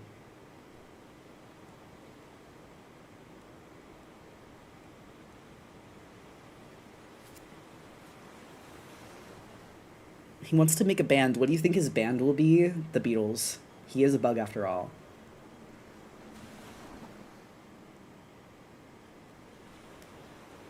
I don't know if you mind me asking this, but how... But you said something about drawing how fat would look under a stiff vest, but also the other art criticisms are on different topics. Oh, we'll do body fat again. We'll do body fat again. The trouble with the stiff vest thing is I'm not exactly sure what you're referring to. Like, do you mean how to draw body fat underneath like a piece of plated armor? Oh, captions work. Hold on, let me refresh those. Because the thing is, the real answer is you would just have to draw the body fat underneath and then draw the armor on top of it. Armor especially is something that needs to be tailored. So the character... Now, if you mean a formal vest is different. Sorry, I didn't realize if you meant like a formal vest or an armored vest. Y'all should come to the Canadian prairies. It snowed a couple days ago. Holy shit. Wait, maybe I should.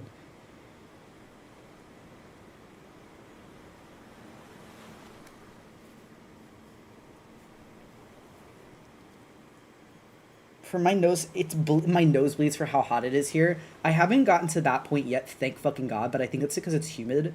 My nose only really bleeds when it's like super dry or fuckhead's been smoking like crazy, which he hasn't been lately, so like I guess we're fine.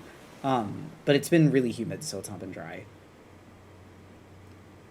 It's new. I think that might be that. Okay, and stolen. Added to my vocabulary.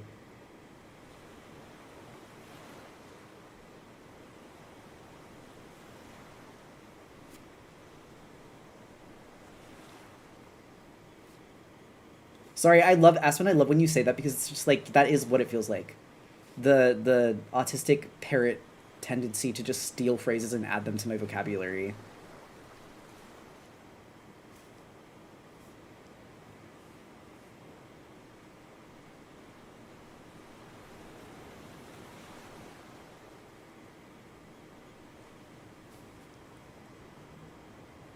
Hold on, I have to make this obvious that was my hair. Otherwise, it just looks like lines.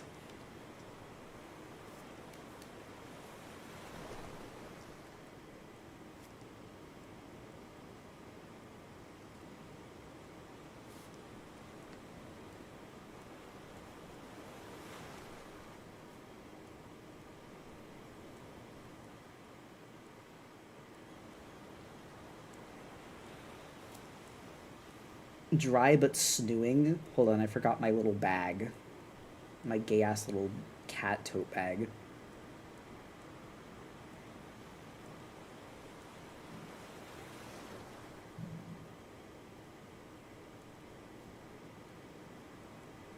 Oh, you got sunburnt on your exposed little arms? I did! Don't be mean! I even burned on the top of my arms. We don't need all the detail. It's fine. You understand. You get the point.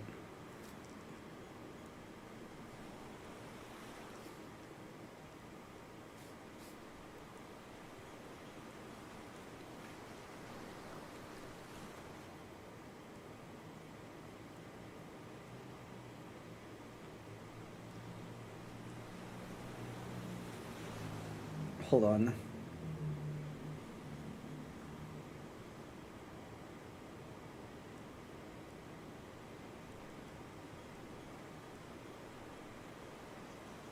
I'm raw dogging summer pants. No, why are you wearing pants in the summer? Why? Because of dysphoria, but like, don't die.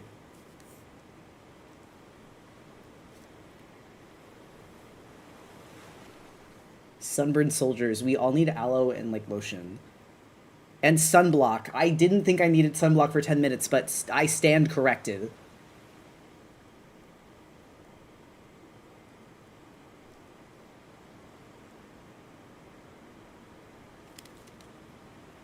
It's okay, I leaked the heat. I think you're lying.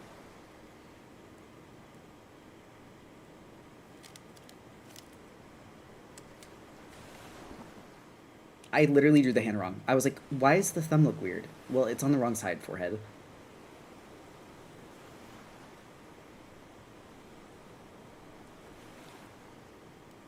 Question for chat, would furries need sunscreen? I don't know. Do animals get sunburn? Now, like reptiles and amphibians and things without fur, they would probably absolutely need sunscreen. Like, yes, I would say so.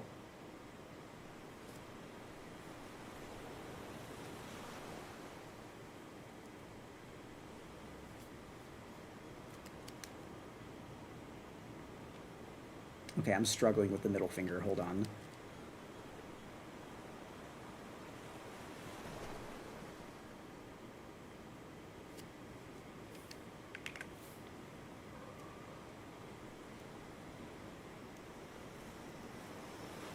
You don't need to put sunscreen on your dog. This is true.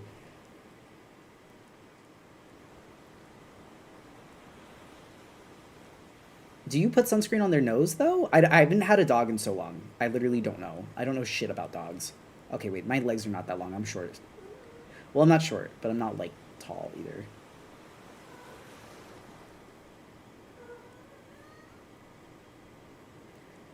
And then my stupid little, like, hiking shoes. This was the gay outfit, by the way. This was the outfit that got me stared at homophobically. And a bracelet. Like a knitted surfing bracelet.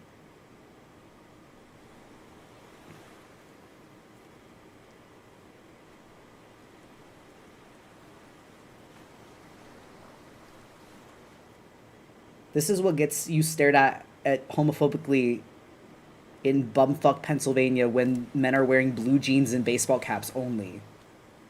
Like, I'm sorry, I don't want to die dressing like Farmer Brown. It's kind of a gay outfit, I can't lie. I don't know, which obviously isn't an insult. And, like, even when I wear overalls, that's not farmer enough for them, so I can't fucking win. I don't know, I don't care, it's cunt. That's what I'm saying! Also, it was hot as shit. Am I not supposed to wear something sleeveless? Maybe the tote? Well, where am I supposed to put my things? My things. Where am I supposed to put my things? I needed my... And you know what? All of that, the whole tote bag, still forgot my social security card. So, the Munchlax plushie did come, though. Munchlax plushie made it to the voting registration, but I did forget my social security card. It's okay, still voted. It's the tank top that's tucked in. Okay, but the problem is, if it's not tucked, it's even worse. Because if it's not tucked...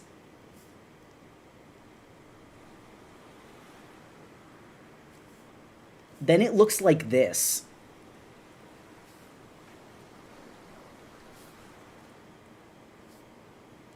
This is not better. Arguably, this looks gayer. I'm still... There's no way! You can't win. I just have... I have gay little foo-foo energy no matter what I do.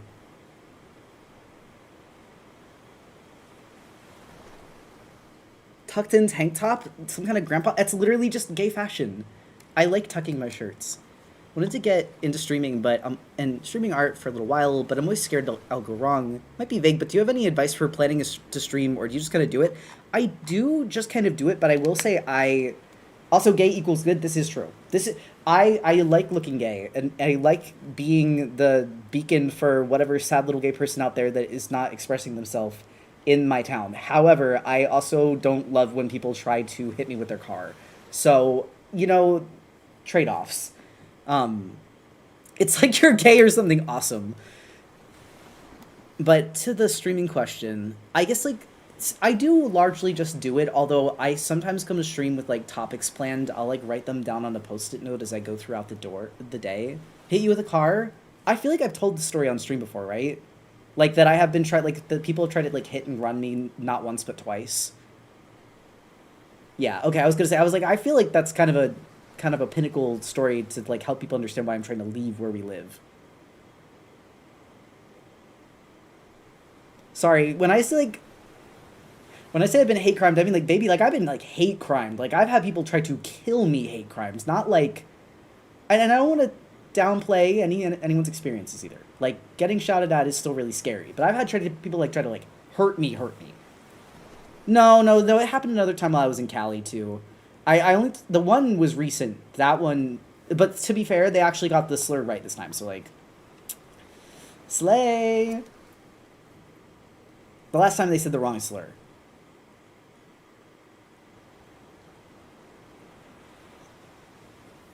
Hit and run, yeah, like sped up their car and tried to hit me with their car while I was walking.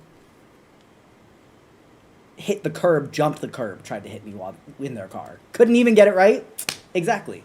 I'm out there sweating my ass off in little vest and glasses in 90-degree heat, and they're calling me the wrong thing.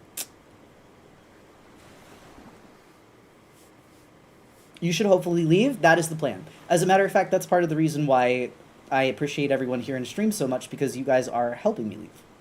I would not be able to do it without everybody here. Yes, the second one was me and Forrest.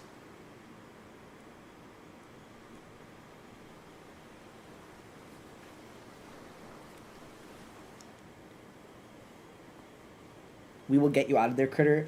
I was gonna say I do plan. Wait, also thank you for the bits, totally Vulcan. Transport the critter fund.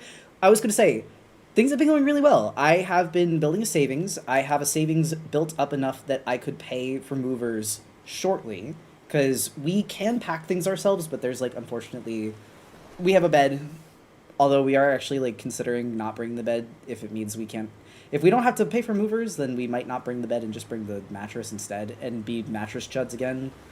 Wait, also thank you for the sub from Nelly and from Catnep. Thank you, and Crazy Height Train. Pay for the movers fund. Thank you, Vulcan.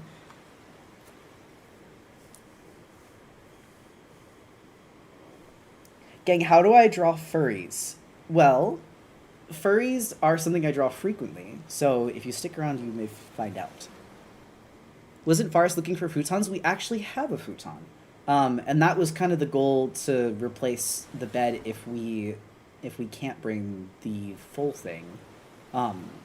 It's much easier to fold up too. The problem is it doesn't fit in his car, so we would need a U-Haul regardless. Also, thank you for the hydrate. I got more bits than smarts. I was gonna say only if you can too. Like I said, I really appreciate the help, and you guys are sweet. But even just being here is a help. Like I cannot overstate that enough. Yes, I did fight. How big is your futon? It's enough that when you fold it out, it becomes like a bed.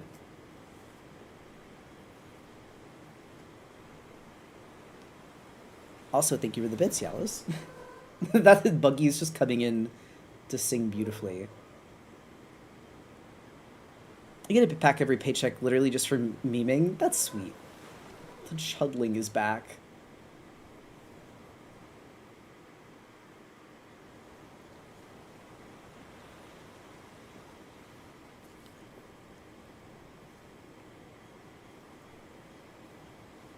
Oh, also she's doing well to Rhino. Actually graduating soon.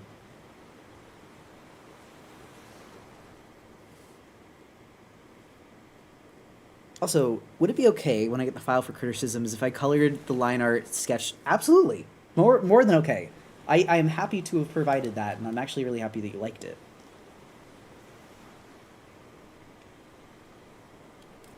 Now that I'm going through and cleaning up these Leica sketches, I don't know if I'll post these tonight because I can feel my hand is reaching the final point of what it's going to let me do for a full day worth of work.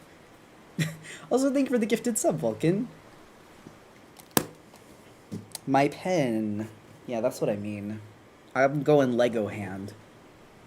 Does anyone get to the point in drawing? It's not like pain, but like your hand starts getting stiff and you can't like you're not as dexterous as you usually are. That's kind of where I get after like a full day's worth of work, and I call it Lego hand. Usually it's a sign that I need to stretch. But it's because my fingers, I keep them like.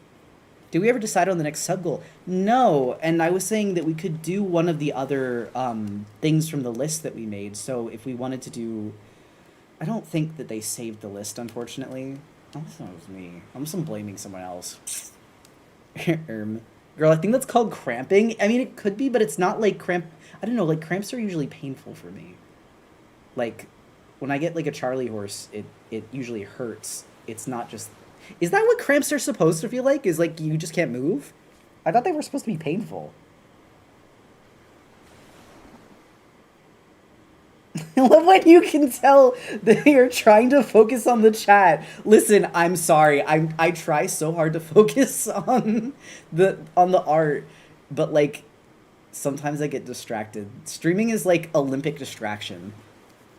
Cramps usually hurt. I was gonna say I thought cramps hurt. I thought stiffness was just where you can't move something or you like have limited mobility, but then cramps are where it's painful and you have limited mobility. I could be wrong.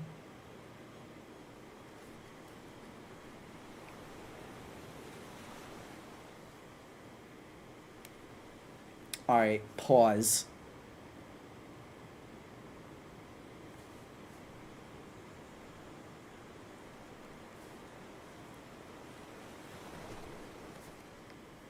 The lyric spammer died. So the second votes was a critter physical craft, like where you did candy and clay. Okay, okay. I was just talking to Chimera the other day. I kind of want to try making a time gear out of clay, like from Pokemon Mystery Dungeon, because I made a substitute doll previously, and I would love to make a substitute doll again. I don't know if I can draw. Damn, my hand. I got claw hand. Hi, are we still doing criticisms? We actually ended, and I was just saying, my hand's actually gone stiff. I don't know if I can keep drawing because I don't want to hurt myself. Um, I was Oh my god, thank you for the stretch and the stretch and the stretch. Um, all that said, I kind of want to do a time gear like from Pokemon Mystery Dungeon. I am stretching. Don't worry. I put the pen down. I actually think that I'm gonna stop for. I think I'm gonna stop for now because I don't want to hurt myself. I was doing a You just got over having to rest your hands. Go rest. I will. Don't worry. Don't worry. Thank you for streaming. Of course. Well, and so tomorrow we're gonna be working on name badges again. Um, if I'm gonna pull open, I actually have. Thank fucking God. I am almost at the end of this round of commissions. I have one, two, three, four, five left. And then I'm free from the 18 commission round that I accept. I actually think ended up being more like 21. It was insane. And everyone has been darling that commissioned me, by the way. I have to make this very clear that the actual commissionees were the reason that I was able to like do this to the extent that I needed to. I am so grateful for that. I just didn't want to rush anyone's commissions because 21 is a lot of commissions. That's not something that I do much anymore. Maybe when I was a few years younger. So thank you, Critter. Today's stream was so helpful, and I'm very excited to test my new knowledge with some of my friends' characters. Also, I hope this isn't too weird to say, but as a closeted bigender trans mask, your voice gives me gender envy. Not weird at all. I would share it with you if I could. 18, how can you? Here's the thing. I I used to do 25 to 30 commissions a month in like 2022 when I first started doing art full time as my job and I didn't have any other streams of income. I just did commissions and like a comic, my webcomic. And I burnt out horrendously from that. Like, I still don't think I'm ever going to be able to do commissions that way again, nor should I. But after that, I slowed down and I took more like 5 or 6 at a time and then would take my time with them. And so the only reason I took 21 last is because we had an emergency move from our old apartment because there was a sewer pipe that burst. Um, and we again needed help with moving and furnishing the new place. All that said, and also the down payment, or not the down payment, the security deposit. That's the word. Um, all that said, genuinely very grateful for everyone that commissioned that round ages ago. I'm probably going to take a little bit of a break when I finish these, but after, maybe I'll come back with the name badge comms. I have really enjoyed working on them, even though they've been taking me some time. I'm going to switch us over to ending soon, though. All that said, I hope everyone has a lovely night. I'm going to go rest and probably ice my hand, because I was drawing fast as fuck tonight. I also had a lot of coffee, which is probably not helping with the cramp. And then tomorrow I will be working on name badge comms. So I hope to see you then. And ciao.